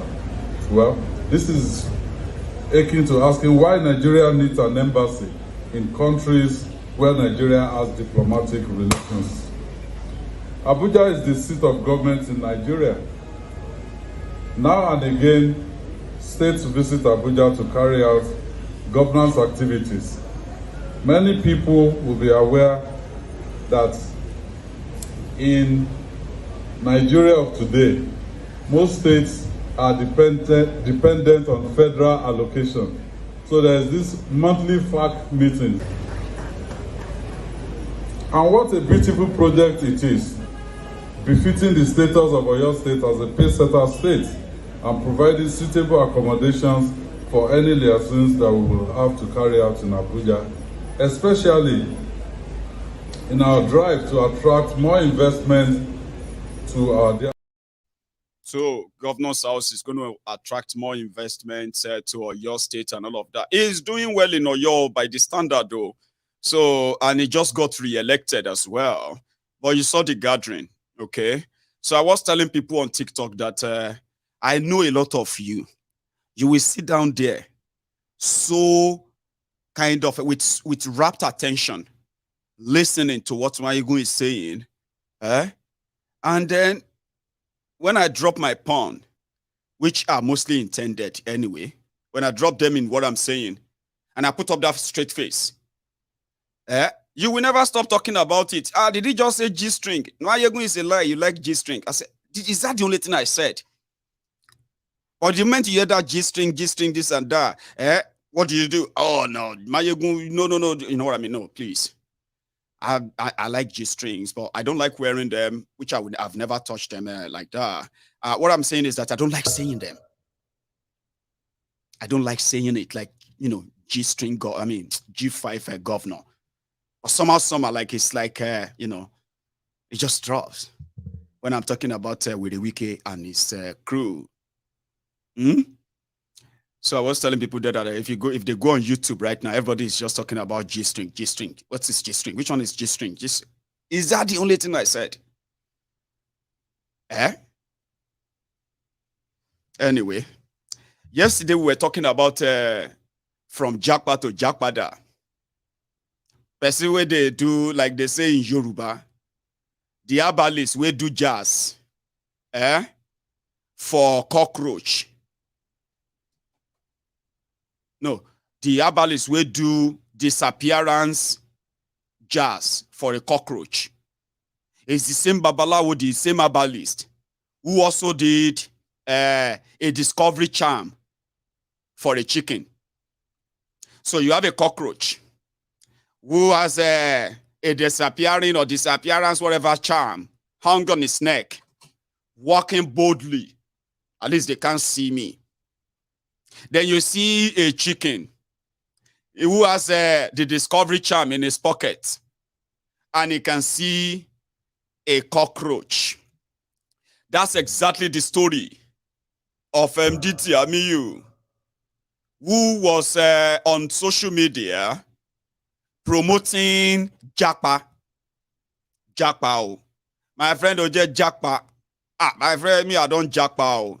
Nigeria, until we see you again, especially from 2020. Every day, almost every week, you will see a post on Twitter. You will see a post on Facebook. When Nigerians will take pictures inside the plane, and they will post it on social media. Nigeria, bye for now until we part to see no more. Which one is part to see no more? Now marriage. Nigeria, Nigerians, I'm gone for you. All the evil you have done. I'm not joking. On social media, on Twitter, you will see them.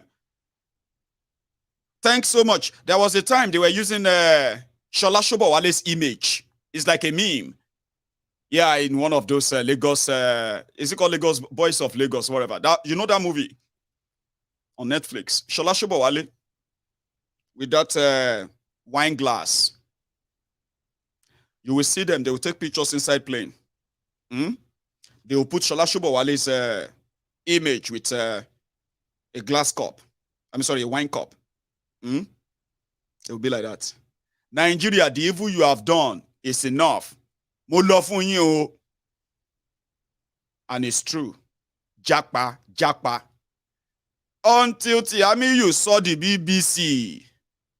They don't even pay her money. They don't give her money. They just say, Alaye will ask you one question. Say, oh yeah, go ahead. You they do japa for everybody. What do you do? What is this old japa? And Tiamiyu turn to canary like Dino. You know, and you have when you have a crackhead on repeat, and it just keep going. That's the way they do jackpot for people. Can't they try and open the door for jackpot? And unfortunately, it just met the time when the Conservative Party in the UK are about to face another, a general election. A general election that is likely going to be lost. Immigration is a big issue.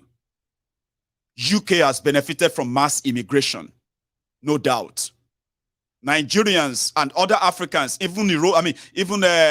foreigners, other foreigners who have come to the UK, especially those who came here to study, they didn't come here cheaply. These people spend millions. I'm talking about, listen, if you spent, for example, you spend about 20,000 pounds sterling in paying for school, getting an admission, and the rest of that, you know, primarily, when you pay that much, you already ask them, can I work? Would I be able to work and fund my education? Yeah, you can be able to work. The visa allowed you to work. So it's a win-win situation for them. You are bringing your money. The money you will likely never make back. Only a few are going to be lucky among you to actually see a real job that pays you well, that you can see that your investment in coming to the UK to spend that much money on education and at the same time escape poverty and every other thing you are running away from in Nigeria or from your countries. All things we are all running away from. So only a few people are going to get a return on investment anyway. A lot of you will end up what? Just either going back or just finding something to get on and get by with until until you are tired enough to say, no, this is not what I wanted. I'm going to move to another country. I live in the UK. I know this. So the only popular saying about people coming here to take their job, people coming here to come and use their NHS, all those are bullshit and nonsense. Statistically, they are not true. Because economically, in between 2020 and 2022, you foreign students from poor countries with so much money that you brought to the UK economy, their schools here, all those popular schools you see online, they were able to rake in over 41 billion pounds sterling. 41 billion. Even UK government cannot give their schools here 40 billion pounds sterling. They don't have it. Do you understand? But your money paid for all of that. So if the real figure of coming here, which they actually have total control over, there is no point in gaslighting anybody as if to say UK is doing anybody any favor. UK is not doing you any favor. Sure you get? Yeah, we are grateful. A lot of us who have managed to get our way, find our way here, and we have kind of find our way to, assimilate, integrate into that system. We paid our prices. We paid heavily for whatever we currently have to live with in this country. Nothing is given to us for free. Nothing, absolute nothing. Now, you know what that means? So to now get something back from that same system, despite all your investment in that same system, it becomes a thing of a privilege. Do you get that? And a lot of us kind of live with that because you can't even compare it to where we are coming from. Now, it's a give and take thing. Sure you get? Until the loudmouths. Hi guys, welcome to my YouTube channel. Do you want to go abroad? Do you want to go to the UK? Hi guys, do you want to know how to send their money from UK? Hi this and that, and all that nonsense came on. They were already overrunning it. Politically, it is not good for the conservatives. So they need scapegoats. So in this case, as long as Nigeria continues to go down, the value of Nigerians abroad will continue to also go down until you prove yourself. And it is not one size fits all. You have to prove yourself exceptionally beyond their own citizens before you can even kind of get whatever you want to get. The opportunities are there, no doubt. But that's something that somebody who is already kind of settled will say. But for somebody who hasn't really, then they will tell you, I regret saying I come to this country. I wish I can go back to my...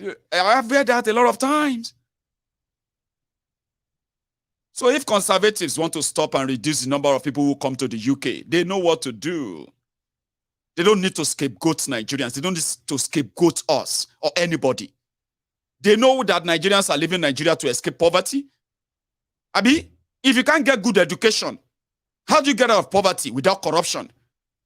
So a lot of people have discovered that once they are able to attain a certain level of education, it opens the window for them. And once you have that opportunities and all of that from all over the world, that is also an opportunity to take your family out of poverty. What is wrong in that? What is wrong in that? Oyibo knows that Nigerians and Africans mostly, they are family-oriented people, extended family of this or that. They know. And the only thing that Japa did to us is that Japa separates family and families. A lot of us who have left Nigeria, we left Nigeria and we lost our loved ones, fathers, mothers, family members and all of them who died that we couldn't even attend. We didn't see them in the last days of their lives. These are parts that can never be filled up again. That is the essence of Japa. The damage that Japa does. But it's pretty much like, the damages, the reward. So many of us, we feel like it can make up to some extent for the losses.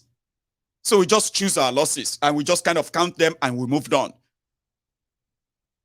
So why do you think Oyibo who said you can bring your dependents didn't know that if you're Africans, you're likely going to bring more? Do you think they don't know that some people are going to use that as a racket fraudulently to also get people to the UK? If they found any of this and they want to stop them, they know how to do it.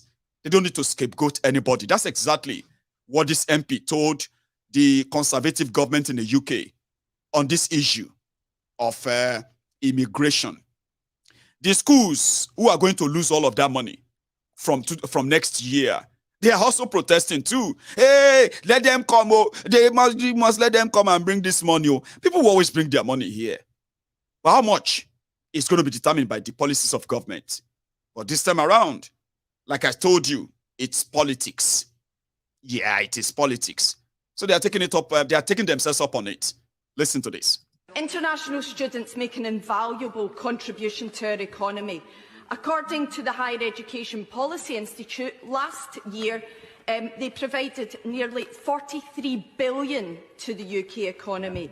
In my constituency of Glasgow North West alone, the economic benefit was over 83 million. So first of all, I'd like to ask the Minister, what assessments have been carried out on the economic impact of this change on the university sector and indeed in university towns? International students enrich our society and they have skills which are proving ever more vital in this post-Brexit climate, which has seen the UK deprived of workers across key sectors. So with current labour shortages in healthcare, STEM, IT, to name but a few, how can the Minister fail to recognise that this policy will simply exacerbate these? The reality is that many students coming to the UK look beyond their studies and want their families to be part of that experience. Without a way for overseas students to bring their families, many will opt to go elsewhere. And any drop in international student numbers will cause further harm to universities that are already facing financial difficulties. This policy makes the Home Secretary's agenda crystal clear. She's launching an attack on migrants regardless of the benefits they bring to the UK. And in pursuing this short-sighted reactionary programme, international students are being caught in the crossfire. In Scotland, international students' contribution to university campuses and to our wider society is celebrated. But Scotland will suffer the consequences of this misjudged policy. Once again, it's indicative of how out of tune this Conservative government is with the Scottish people. So if this government is insistent in pursuing their hostile... Scotland. Did you hear that accent? That is an MP from my country, from Scotland. I told you, until the Scottish people came together and they kick out both Labour Party politicians as well as conservative politicians from Scotland, and they took charge. Since that time, Baba, when I came to the UK and I started living in Scotland, I understand the difference between what you call autonomy in a country, I mean, where you have a country or countries inside a country, yeah, and they respect that boundary. With the tell people, when they told during the Brexit, Scottish people voted against Brexit. You know, Scottish people love holiday. We love holiday a lot. And they go away so much that they don't have to ask for a visa or anything. It's easier for them. So, when they now told the Europeans to leave UK, or they should get their papers sorted when they offer them a particular visa that they will have to pay for or something like that, some people were just returning back to Europe. Scotland, we told them to come here. Because of the abuses that detainees suffer in the detention centers, where immigration detention centers, you know, in the UK, if they arrest you, you don't get paper, you don't get this, you don't get that, they want to deport you. They'll put you in a detention center. In Scotland, we have one. We had one. And we call it Dungavu. It's not far from my house here. When the Scottish people who control their government here disagrees with the process, the dehumanization of people because you consider them not having papers, so we told them to shut down Dungavu here. Yes, we had to tell them to shut down any detention center in Scotland. So that is an example of what Nigeria should be, you know, ordinarily. Scotland recognizes the benefits of these foreign students. And what they expected of a real government is to invest more in building houses. Sure, you get houses, improving on the standard of infrastructures to accommodate all those that are going to be coming in with their 43 billion pound sterling investment in their economy. Sure, you get. That's what we in Scotland will say. If you have people who are bringing 43 billion pound sterling into your economy, there is nothing wrong or bad if you invest more in housing, build more houses, like, you know what I mean? Make things more available enough to accommodate that. Don't make it look like they are coming here to take that 40-something billion away. And there's no point in scapegoating anybody. There's no point. So I'm happy that I live in Scotland. And I can tell you this. It's actually one of the reasons why I have lasted this long. Why a lot of criminals and all their supporters have not been able to actually get closer. I live in a sane place. I'm not living in London. Sorry to my friends who live in London. I didn't mean to kind of spy. You know what I mean? But you can tell that too. London is like a place like Oshodi. Where you see the Taja Terrans. Those who left Nigeria, but Nigeria didn't leave them. Those ones that you look at them and be like, now abroad I did so, I been a better. Maybe this not now. Opa Iweka Onitsha did so, I been na UK. I be wait. And like that MP said, people will never stop traveling. Listen to me. If UK says don't come here, there are other 120 countries that you can go to in the world. So if UK says don't bring that money here, you can take it elsewhere too. That's what that MP is saying. There's no point in gaslighting anybody. There's no point in gaslighting Nigerians or Africans or anybody. Sure you get. And you as Nigeria, there's no point in you saying, now, it is true now. All of us should go back to our Baba. You should calm down, You will have your time to say all of that. I won't go make another tea. Meanwhile, this is another one that has been making people angry. Peter Doche and Ooni of Ife. Ojaja the second. Arole Oodua at a party. And some said this is like a cultural clash. Okay? As a Yoruba man, if I meet Ooni anywhere, I'm going to prostrate and greet him. Okay? It's like paying homage culturally. But if you know the Igbos, as they say, they are Republican in nature. Something that some said that they don't bow. They do bow for people. They do greet people. But it's not a case of mandatory. Do you get that now? Not like us, the Yorubas, that you see have to show that it's, cultural clash, they called it. One of the reasons why Nigeria should not even be a one country. And it's sort of spring up a kind of a debate, a lot of debate on social media. I won't show you the video. Watch it.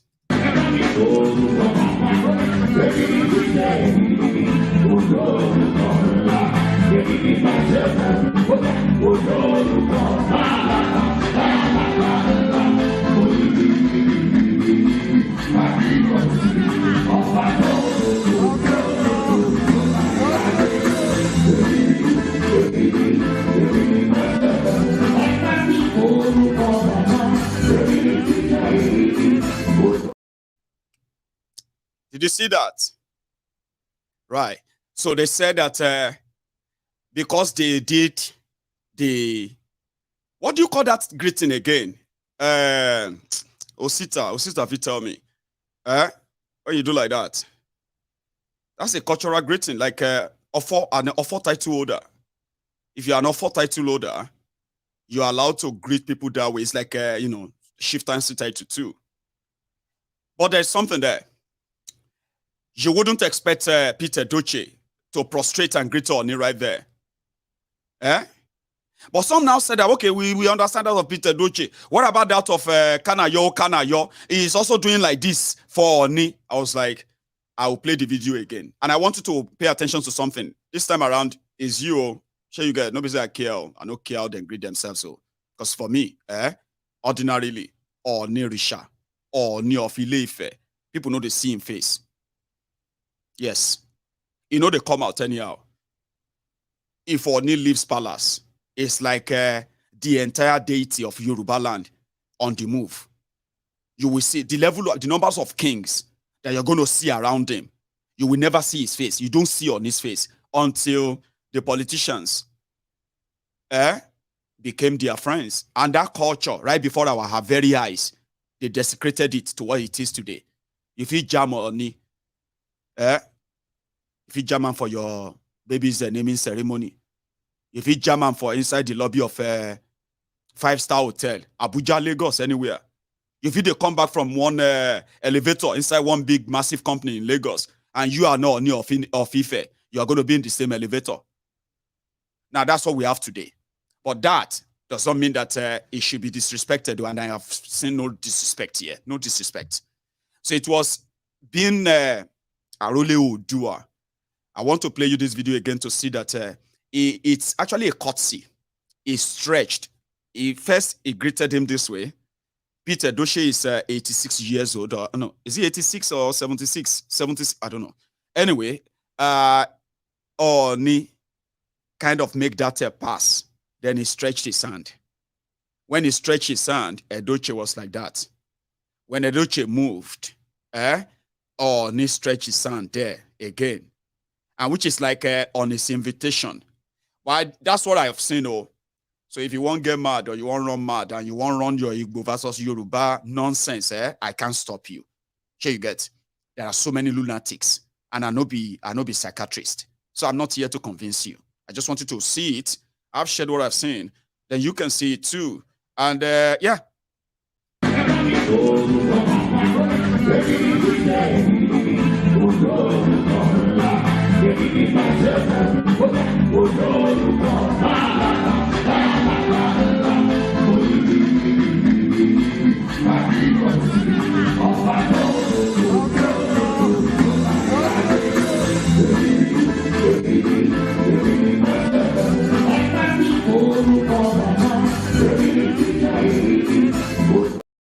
At least, you know, go one way or knee stretch his hand, and then you just let the hand hang. That would have been another news. Sure, you know, imagine Oni stretching his hand to say, I want to greet you. And then you just bone the hand. That would be a big news. This. Anyway, I'll let you be you. If I wasn't say slow mo lowo, emi so be ni gamina, oh bi pa ti de tan. Our dad just start your. Interveja send that down last say how your hot yara one. Bí àná pàtàkó ìlọ. Níbi máa hot yín pa. Sallu alayhi wa sallimu taslima. Ìjọ́ tí mo ti ríra mi gbẹ̀yìn líle ni mi ìsìlẹ̀ ríra mi kéjì. Mo wá kúkú maintain level yẹn. Slow mo lele. Thank you. So I'm going to go make another cup of tea. And I'm going to take calls just for a few minutes, maybe 2-3 calls. I mean it this time around. I'm not taking too many. So thank you very much for spending your evening with me so far. I need you to, if you haven't already, please like the broadcast, okay? Like it, share it. Subscribe to my channel if you enjoy your evening. I mean, come on. And then you can also call in by picking up your phone and dial that number on your screen. Don't go and call the direct number. That number no dey public. If anybody pick the number, no be me. Oh, sure you get. But when you call that number, you send message to it on WhatsApp, I will get it. Now remember that. Like the broadcast, okay? And I will be back in a minute or two. I'll go make another tea.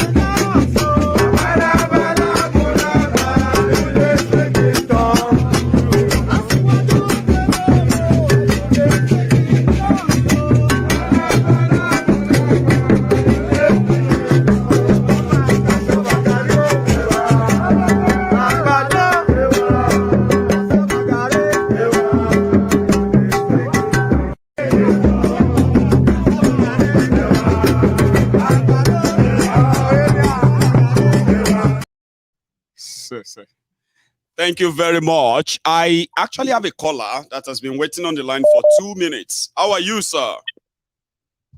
Yeah, good evening, Mr. Mayegun. Good evening to you. Now you are live. Everybody can hear you. Please. Correct, Mr. Mayegun. Yes, sir. Firstly, I salute you or your courage and everything you're doing. Thank you. I salute that. There is a particular reason why I called this very evening. Yes. And it happens to do with the collective thinkness of Nigerians. Collective thinkness of Nigerians.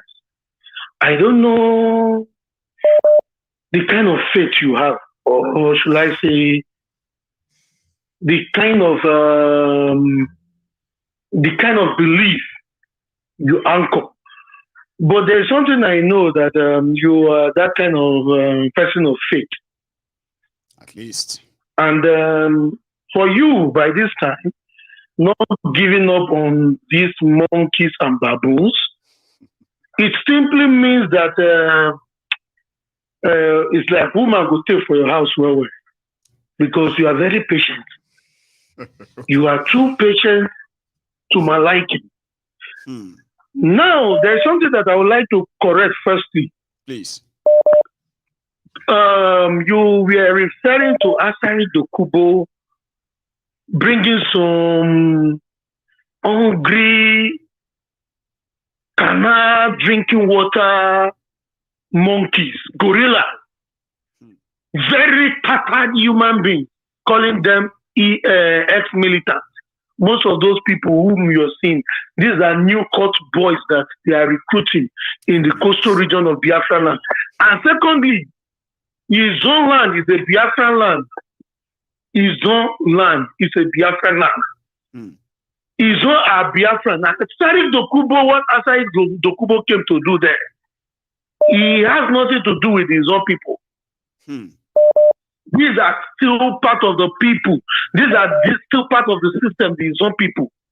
The young Izon people are fighting today. I am an Izon man, and I am speaking as an Izon man. So, I will encourage you not to use that word of like bringing the Niger Delta people. No, don't say bringing Niger Delta. If you want to remember the phrase I used, right? I said the Niger Delta terrorist. The Yoruba xenophobic terrorist. I was talking about the ganging up of all these characters from everywhere that ordinarily shouldn't even put or show up their face with the bigotry and the kind of what they are known for. But I get your drift. Go on, please. Okay, now for me to allow other callers to come in. Yes, sir. Here is the deal. Asari Dokubo, he once said he was fighting for Biafra, and that is the reason why people like we left him for Nnamdi Kanu. That is the reason why people like we don't count people like him, Tompolo, Ateke, General Kolo, and so on and so forth. We don't count them as part of us. We see them as part of our oppressors. Just the way you see Kolu, just the way you see how will I call these other people? We have nothing to do with this people. And the rest of them. So we have nothing to do with these people. As Asari Deso, do you know how many times that foolish guinea pig has ran away from inside his in Calabari there? Anytime the comment come for him, he normally runs. And people are giving him cheap publicity. That's none of my business. That's zoo, and it's for zoo. So finally, is that these people are nothing like Niger Delta. Nothing like the Niger Delta. We are not Niger Delta. His own people are not Niger Delta. We are Biafran. The person who gave the name Biafra is an Izon man. Yes. Atiku know nothing about Biafra. I remember that. So don't associate those people in that in that area of contraption. Don't associate them with whatever the zone nation stands for. Thank you very much. God bless you. And for clarity, by the way, don't and don't doesn't mean that you are trying to correct me from, because I kind of accused them of what you are saying. I didn't. So that our listeners will not be like, you are trying to correct Mayegun because Mayegun is linking them and all this is on and all of that. That's not what happened. But I like that. What have you, the part of history you want people to know? Because I don't even know about his own. I don't know about all of that. My narrative is pretty much about the criminality of those who are ready to burn down Abuja if you won't let them inaugurate a Kolu. Now I have another caller here. Hello there. Hey, Mayegun. Hey, Ima. Ọjọ́ mẹ́ta. Ọjọ́ kan pẹ̀lú. How are you, sir? I know. Ọjọ́ mẹ́ta ó di àìfagbára wọ̀ gbà. Mo try níjọ́ wo títí mi tẹ̀ get to àtọ́. I know, Baba. Go easy. Gbogbo ọ̀rọ̀ tó ti ń sọ náà látijọ́ ti wá sí ìmúṣẹ. There's no two ways about it. Like the one you said today about they said Tinubu paid Obi to do this so that Atiku can lose the election. But I've had it immediately after the election when one of the prophets in Nigeria said something like that. I just look at how can if they paid Obi, how can he now win Lagos, win most of everywhere that and he's still in court. He's in court to challenge them. And he's still in court. They want him to withdraw his case. So I don't even believe it. I said this man is just talking rubbish. Until you mentioned it today, they really mean that they paid Obi to be doing all this and he's still going to court. But Nigeria is a terrible place. For me, if I were Obi, I would just pull out because Nigerians are not even ready to fight for themselves. There are so many of them here that have even left Nigeria, but Nigeria never even leave them. I'm telling you. So if I were Obi, I would just didn't leave them. No, Nigeria did not leave them. They are still arguing. I don't argue with them anymore because the more you argue, the more you have mental illness like them. It's the best way to leave them. Protect your mental health and worry less about Nigerians. Exactly. That's a new one, oh.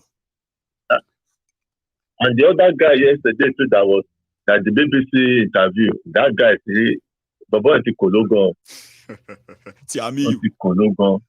I'm telling you. No, I only see most of them TikTok and Instagram. They want to enter UK or enter anywhere. The next is to be doing video. I've been are these people stupid? Now, since they want to disturb others, but I know UK need the money. UK are making a lot of money from foreigners, so I don't think they will take any. They will not take any drastic action that will affect them. No, it's Jare. They will just create another visa, another visa again. They will give them to people, then they will close it again. Yeah. That's what they do. It's money. Yeah. It's all about money. Well, it's Mayegun. Thank you for everything you have been telling us, and I hope people have started opening, but Nigerians are not even ready to go on the street. For me, Nigerians are not ready.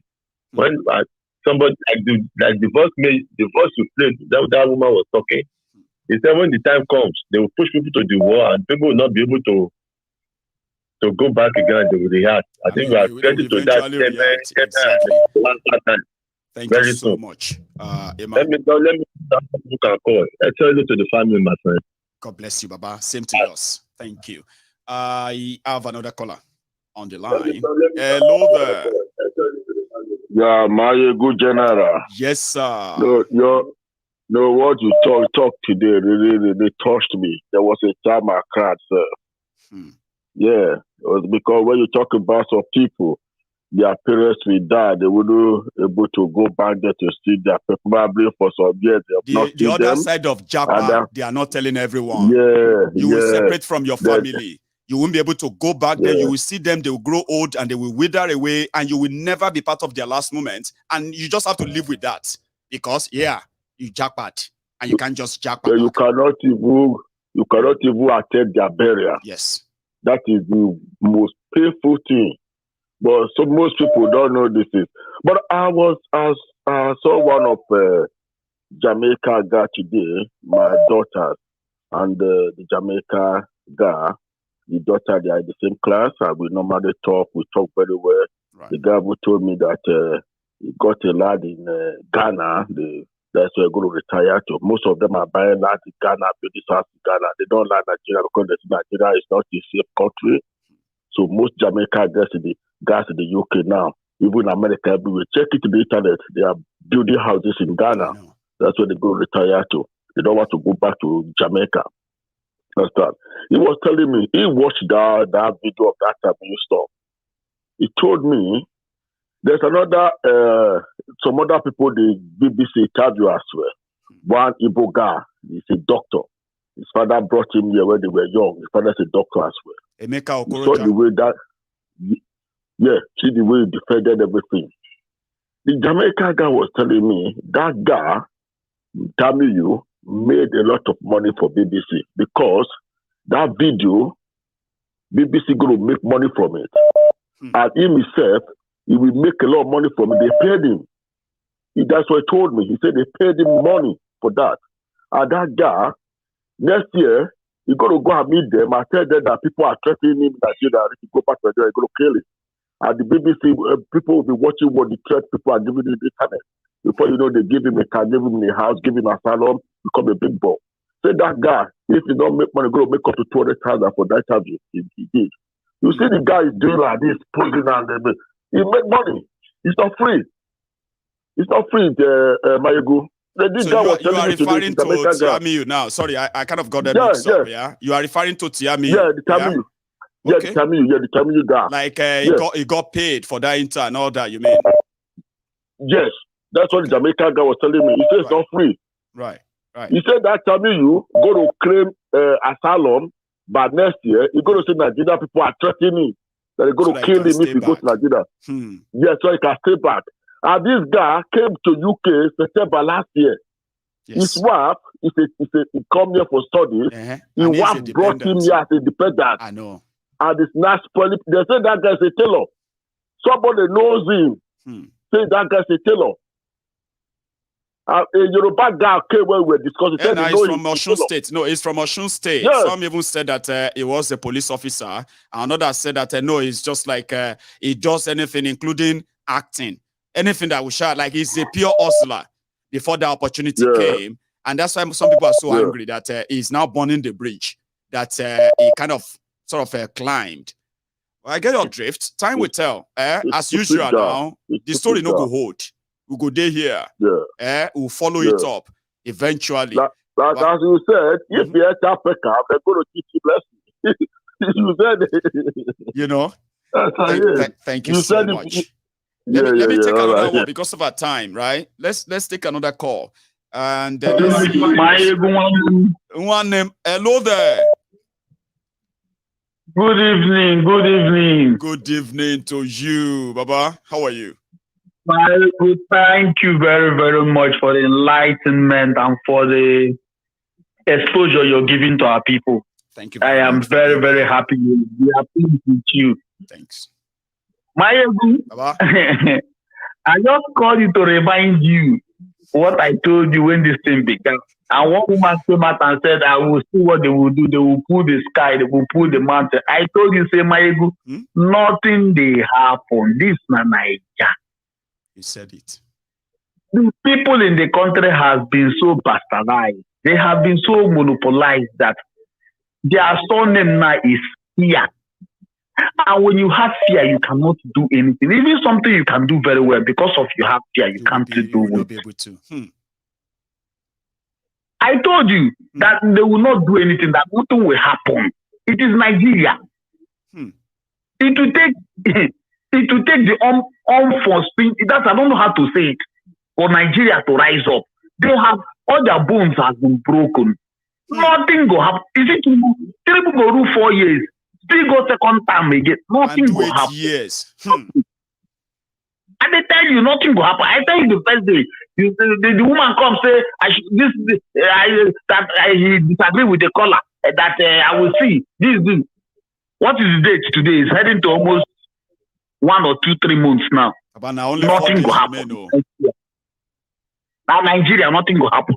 Nigerians are so scared to die. They don't enjoy like to the death now. They fear them. Which enjoy now? See, you detox in Nigeria.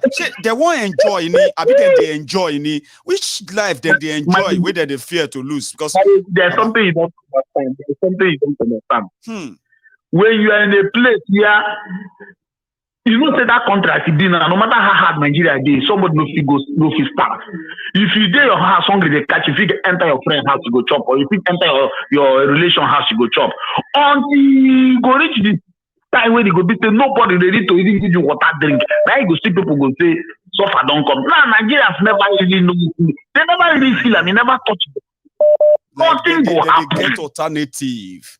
Like people say, where Nigerians, when you push them to the wall and you expect them to turn back, about now hold they go make inside that wall, oh. And they go tell you say they are smart. They will say, look at how smart we are. Some will jump over the wall. Some will jump the wall. And they will tell you, say, look how smart I am. I jumped when they want to beat me to death. Okay. Nothing will happen in Nigeria. I don't talk about they hear them if they make it the best. Every time you come here, you will tell us and you will repeat it again and repeat it again. And it seems that you seem to be right. And not everybody will agree with you when they know that you are right. You know that. They still no agree, but I am a man that has been in Nigerian system. I have lived in the country. I was born in the country. I grew up in the country. I was one of the so-called system. How do I put it now? I work as an SS officer under Navy. I know what I'm saying. Nigerians have gone so dumb that I don't know how to describe them now.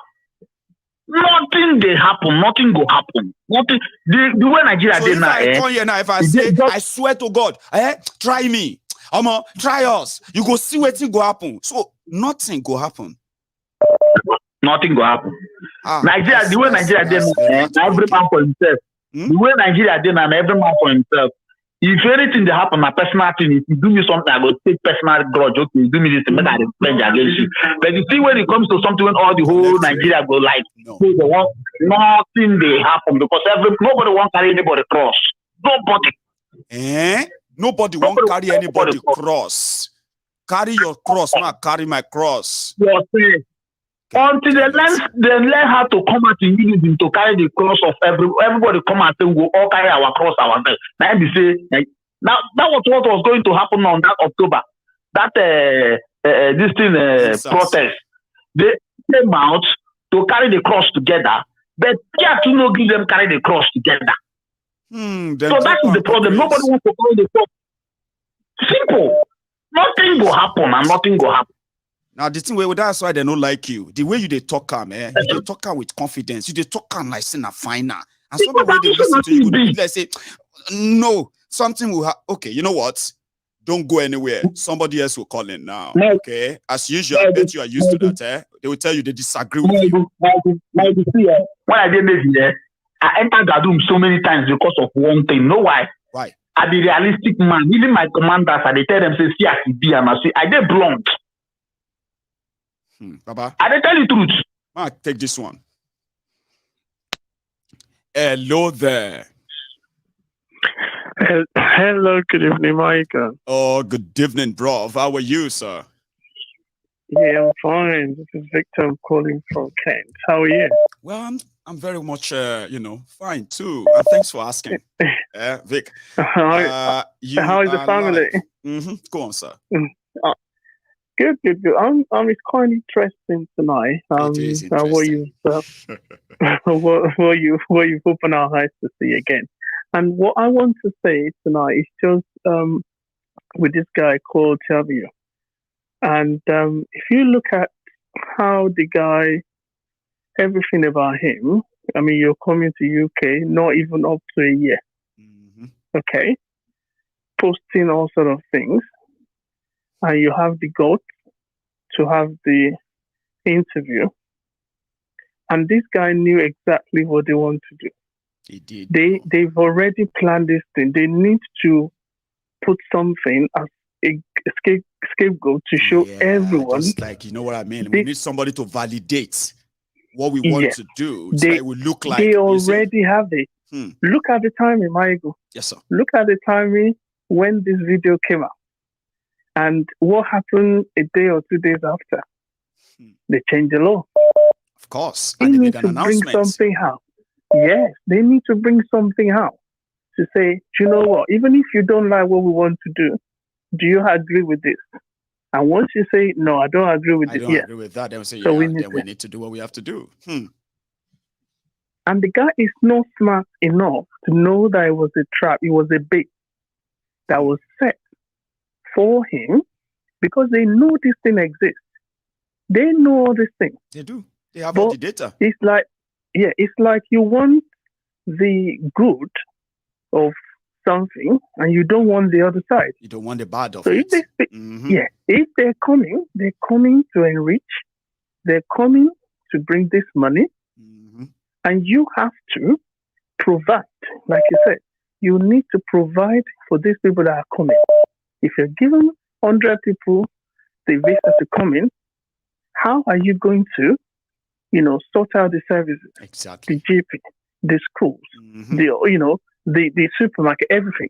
Are you it's like they just planning gave for them that? the visas, right? And they were like, just find your way. Find your way in the UK. Now, when they begin to see the number of people coming in, they were like, oh my God, why are there so many? Oh my God, what are we going to do about schools? Oh, who is going to take care of their health? What happened about the money you took from them? What do you do with the money? These people, I'm telling you, Michael, the people that are coming, they are not just normal people. These are people that are well-to-do. People that they are comfortable. That's right. Okay, they're comfortable. They're coming with money into this country. So you're taking the money, and you don't want to provide for them, but because everybody now realized this thing started probably about last year. Yes. That they've been flagging it gradually. Oh, this thing is going up. This thing is going up. But they have to justify, like, okay, let's now turn the tap off, but we need to justify it. Once we realize that, we have shortage again, we release the tap. It is a clever move. And I listened to, I think it was Dave Cameron about a day ago or something. Right. He was like, okay, if you don't have, option for this, you can't criticize. These people will not criticize each other. They are looking for a scapegoat to validate their action.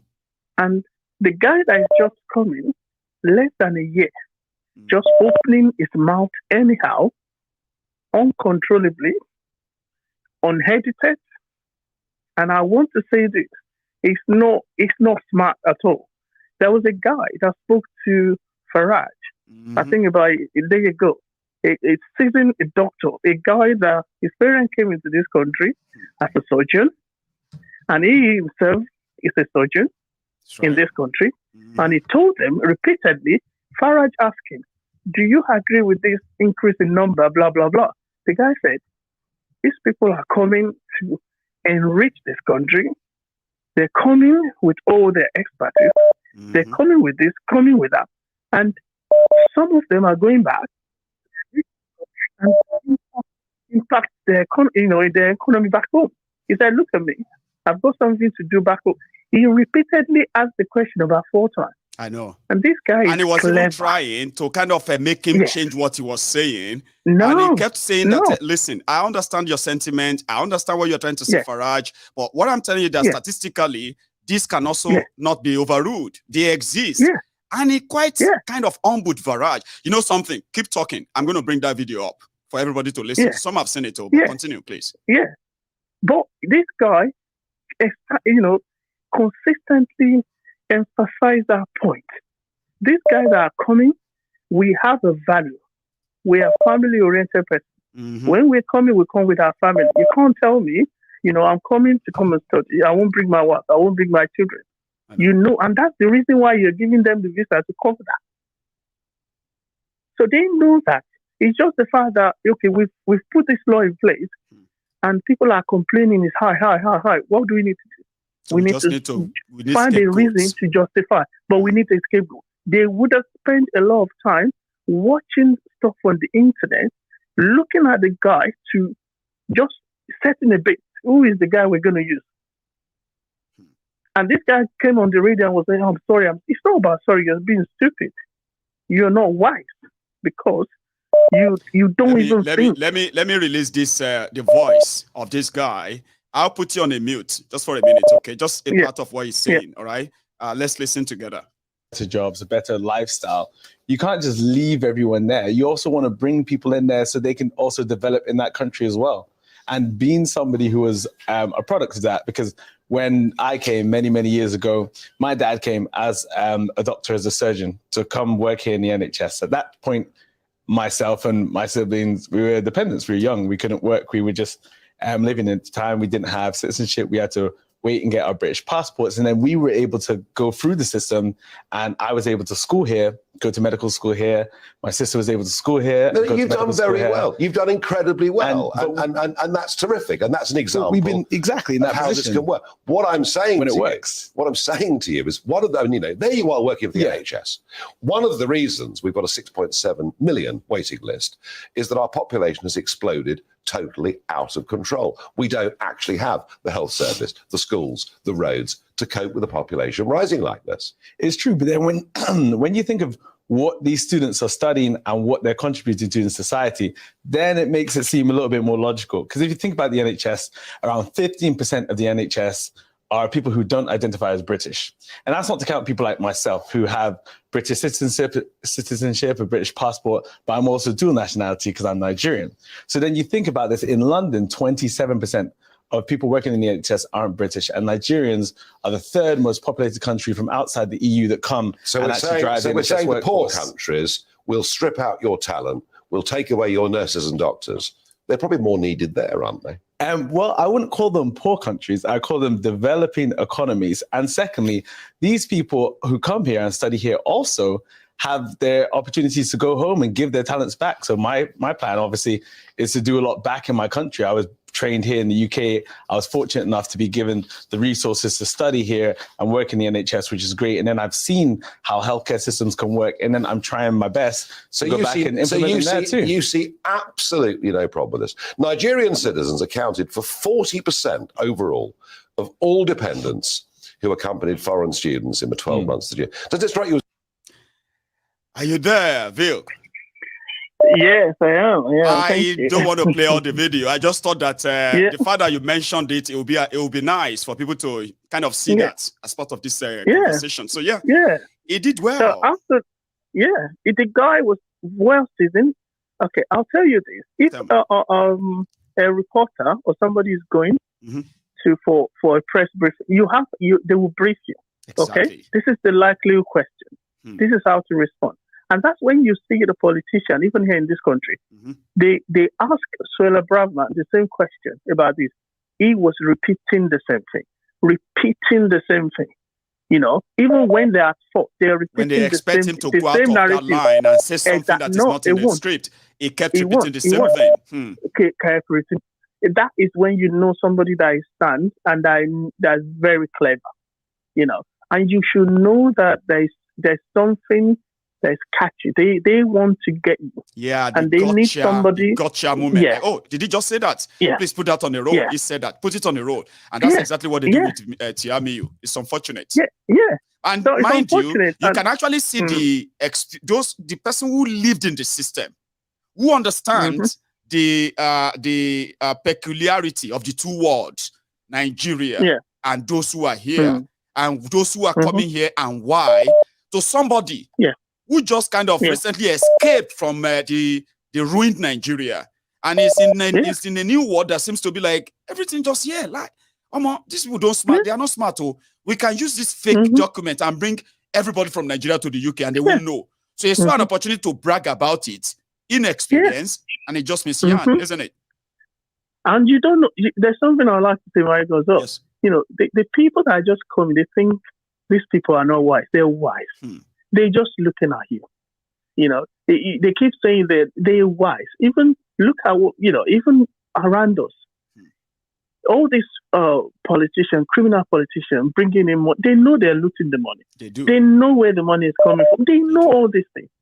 But they're waiting for opportunity to now say, okay, you've done this, you've done that. We're going to confiscate it. We're going to, send the money back or do something. So they know that. And this guy needs to understand that you're in a system that things work on its own. Yes. You don't need anybody to put hand into it.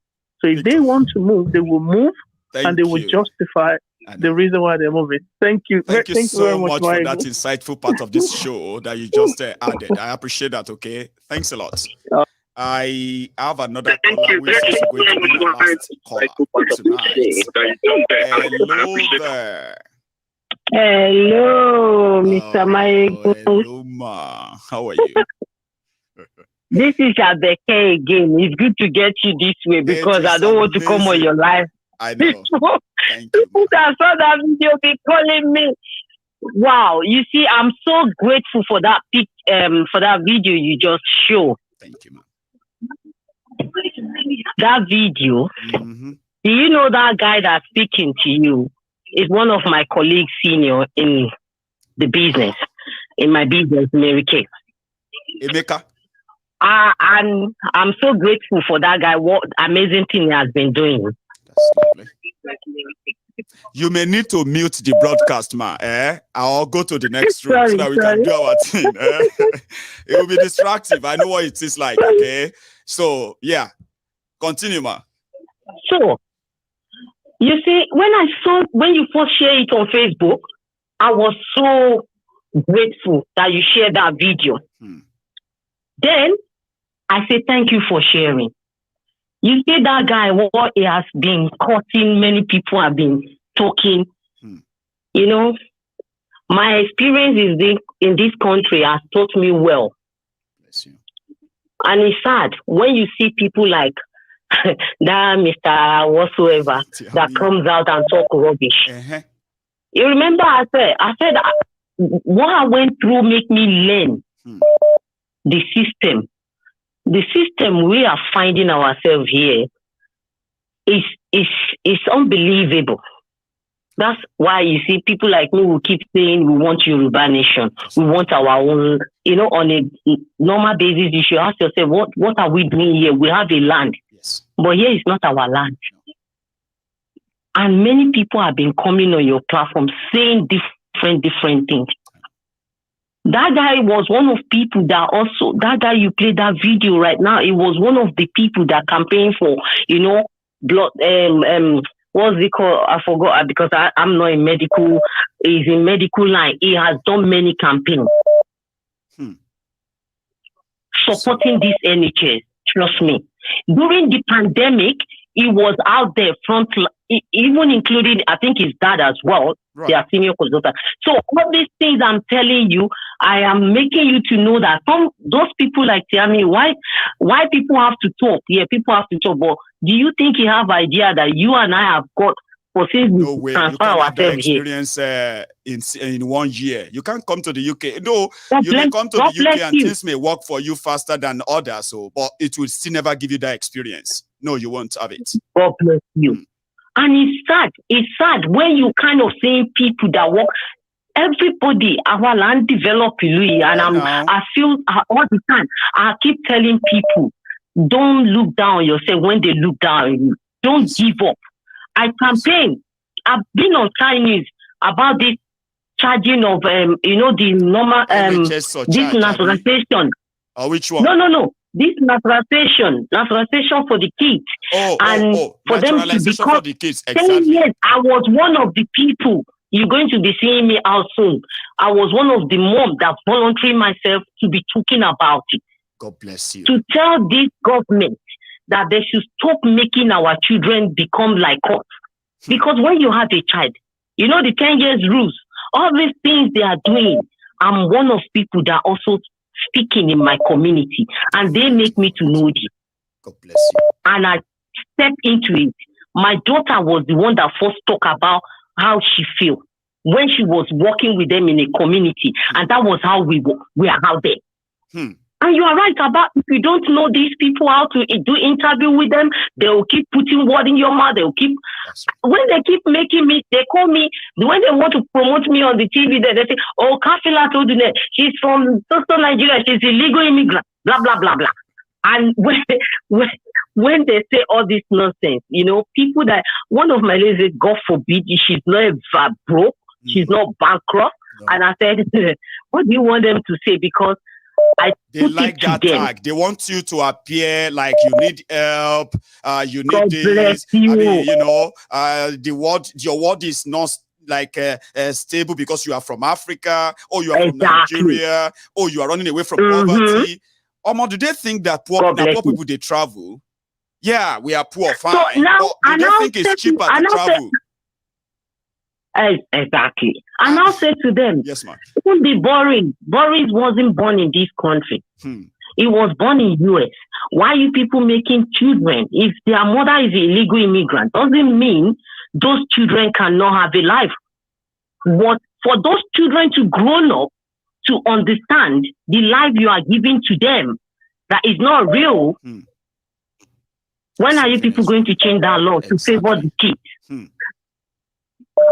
So I want to urge all my Niger people.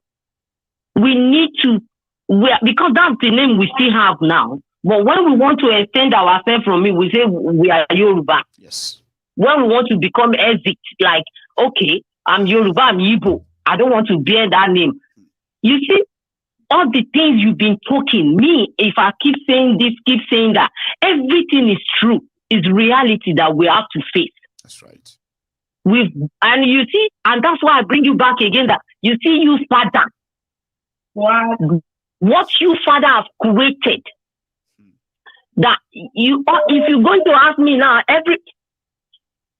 everybody that's responsible for all these things, all these men, Maegu, in between you and I, is it the mom you put there that doing all these things, that mom doesn't have?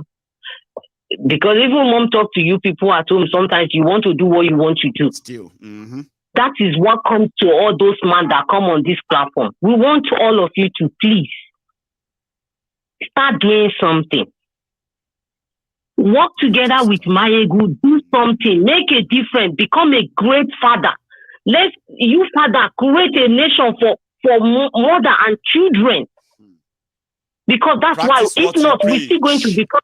Be the example. We're going to be running. We're going to be running. Gbogbo àwọn tó ń sá ní Nigeria tó ń sá wá sí gbogbo àwọn abroad. Do you think they want to come?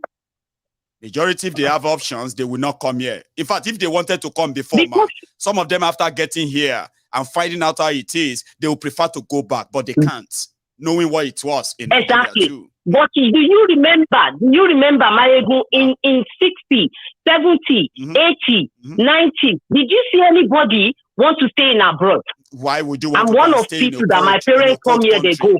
Why would you want to stay in a cold country when you can get everything you want in Nigeria? Then it has got, everything to propoye. So that is why you are right about the slave master of our entirely, because they want people to come and build up. Yes. Now we are the victim of everything. You can imagine. They don't want to be responsible in giving something back. And for the first time, they are being challenged. Exactly. That you colonized these people. You took a lot from them for like over a century now. And it seems that you are not know, that was exactly what I point out to them. Matter? Their resources is all that matter, not the people. So you can take everything from them. That is what I said to you. I put it to them. I said to them, what's the point? You come to my country to say to us that you are the one that colonized us. Then we come here, we are like a threat to your neck. Exactly. You don't want to see us. You only need us for whatever we can give to you. Whatever we can, give, but you don't want our responsibility. Our children, our family, you don't want them. You know again, Mr. Maegu, you know that Labour is coming to power. Labour will come. I think it's one of the reasons why the immigration issue is popping up now. Because God bless you, my darling brother. You've got it. I was with the education minister last week I didn't even know it was. I thought, they just bring out some of them ministers. I didn't even know it's the one I'm talking to until I saw him when I get back home. I saw him on Sky News because I like to listen. Minister of Education Secretary. And I said, so this is the man I was talking to. But the thing I put to him, because there was a community. That community, they are helping a lot of people. Most especially, I was one of the people there, immigrants. Yes. And I said to them, I hope when you people come into power now, you will not take the benefit away, because during your time, my eyes did pepper during your time. I couldn't get help. I said, so I hope you people will not come and damage the benefit this school have been giving to many moms, so that the kids can be able to settle in the school and settle down in the place to do something. He said, oh, no. We're going to make everything. That's why we want to know. This is it. And I don't blame that one. I mean, what does he know? He knows more. He knows nothing. And they took advantage of that. He thought this land is like Nigeria.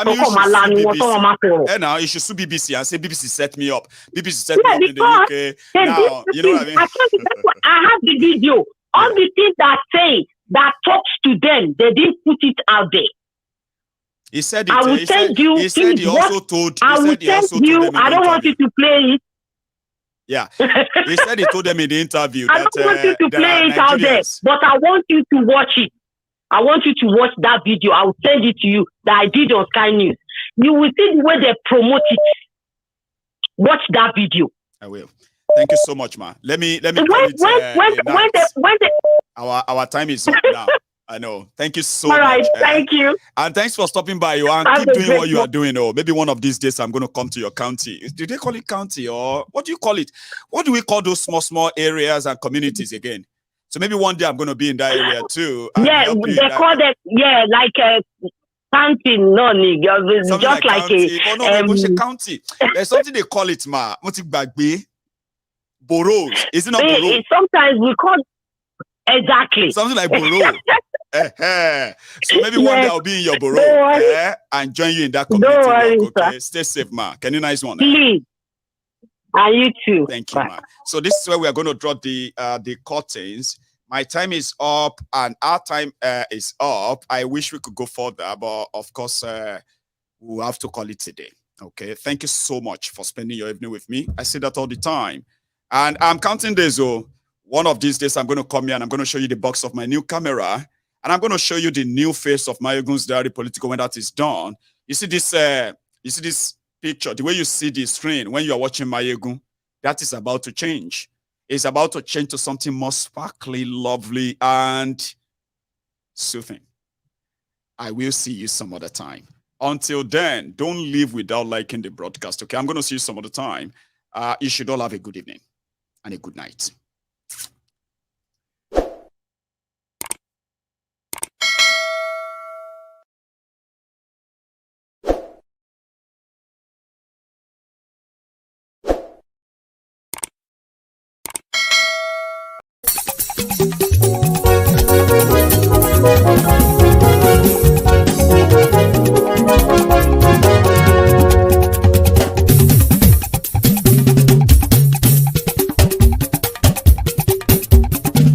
Mayegun làwa mọ̀ làmọ̀ tó dòdòdò.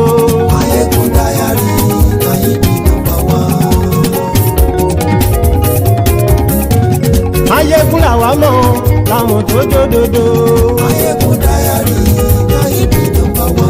Mayegun ti dé o ọ̀rẹ́ ara yìí. Mayegun Diary Nayibi #1. Lórí Facebook, lórí YouTube. Mayegun Diary Nayibi #1. Gbogbo bó ṣe ń lọ ni Mayegun já wa sí.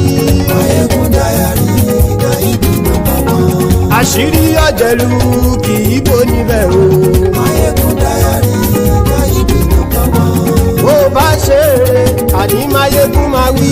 Mayegun Diary Nayibi #1. Ó sì tún ṣe eré wàá gbọ́ níbẹ̀ o. Mayegun Diary Nayibi #1. Mayegun Diary political. Mayegun Diary Nayibi #1. Godfatherism kò sí lọ́rọ̀ Mayegun. Mayegun Diary. gbọ́rọ̀ lẹ́nu. Mayegun Diary na ibi number one. Àní Mayegun làwa mọ̀ tó dòdòdò. Mayegun Diary na ibi number one.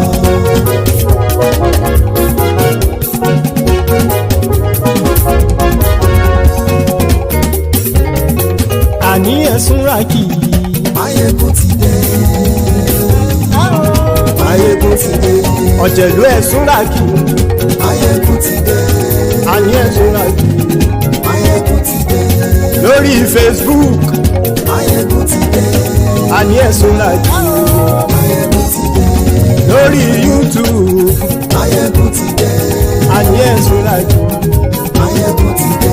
Bọ́ bàbá gbé wúrẹ́. Mayegun máa wí. Àní ẹ̀sùn ràkì. Mayegun ti dé. Ijó ìgbádìyẹ. Mayegun máa wí. Àní ẹ̀sùn ràkì. Mayegun ti dé. Pẹ̀sìdó bá rúfin o. Mayegun máa wí. Àní ẹ̀sùn ràkì. Mayegun ti dé. Kí gómìnà kówó jẹ. Mayegun máa wí. Àní ẹ̀sùn ràkì. Mayegun ti dé. Ọlọ́pàá tí ń darí bá. Mayegun máa wí. Àní ẹ̀sùn ràkì. Mayegun ti dé. Aṣòfin tí ń rúfin o. Mayegun máa wí. Àní ẹ̀sùn ràkì. Mayegun ti dé. Òpùrọ́ olóṣèlú. Mayegun máa wí. Àní ẹ̀sùn ràkì. Mayegun ti dé. Ọ̀jẹ̀lú ẹ̀sùn ràkì. Mayegun ti dé. Àní ẹ̀sùn ràkì. Mayegun ti dé.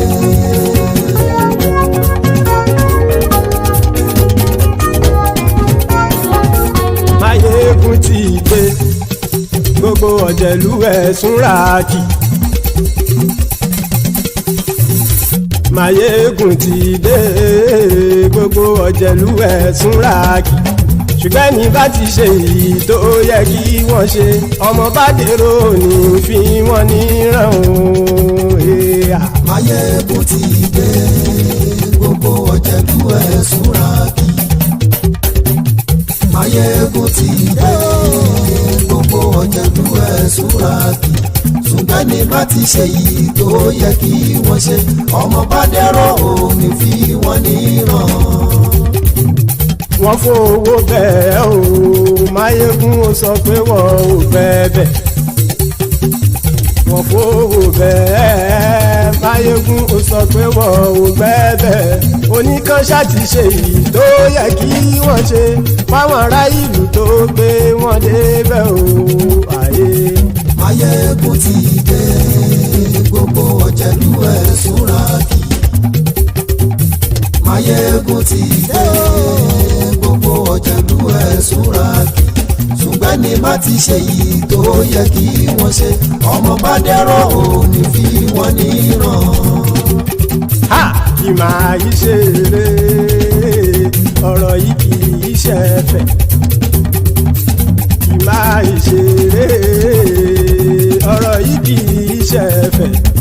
Ẹni bá ti lè lẹ́bọ̀ lẹ́rù o, ọmọ bá dèrò kàṣà ìtú wọn síta. Mayegun ti dé. Gbogbo ọ̀jẹ̀lú ẹ̀sùn ràkì. Mayegun ti dé. Gbogbo ọ̀jẹ̀lú ẹ̀sùn ràkì. Ṣùgbọ́n ní bá ti ṣe yìí tó yẹ kí wọ́n ṣe, ọmọ bá dẹ́rọ̀ ò ní fi wọ́n níran. Tẹnitẹni ọmọ Mayegun ọ̀rẹ́ ara ìlú mọ̀mọ́ ni mo fọlọ́hún ṣọ́ ẹ̀ bá kìlẹ́bù. Lóòótọ́ olódodo ìlú ọ̀tá ìlú mọ̀mọ́ ni ìwọ ṣá máa ń ṣọ́ra kò sì mọ́ bẹ̀rù.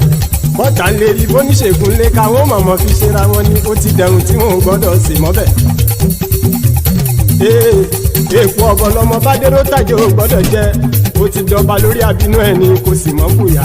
Àìsíwọ̀lú ní ẹnìkẹ́ ìgbódì ẹyin lábàrá o, ó kó ẹni tó bá dán o àkàmù. Mayegun ti dé. Gbogbo ọ̀jẹ̀lú ẹ̀sùn ràkì. Mayegun ti dé. Gbogbo ọ̀jẹ̀lú ẹ̀sùn ràkì o. Ẹni bá ti ṣe yìí tó yẹ kí wọ́n ṣe, ọmọ bá dèrò òní fi wọ́n níran o. Mayegun ti dé. Gbogbo ọ̀jẹ̀lú ẹ̀sùn ràkì. Mayegun ti dé. Gbogbo ọ̀jẹ̀lú ẹ̀sùn ràkì. ṣùgbọ́n ní bá ti ṣe yìí tó yẹ kí wọ́n ṣe ọmọ bá dẹ́rọ̀ ò ní fi wọ́n níran.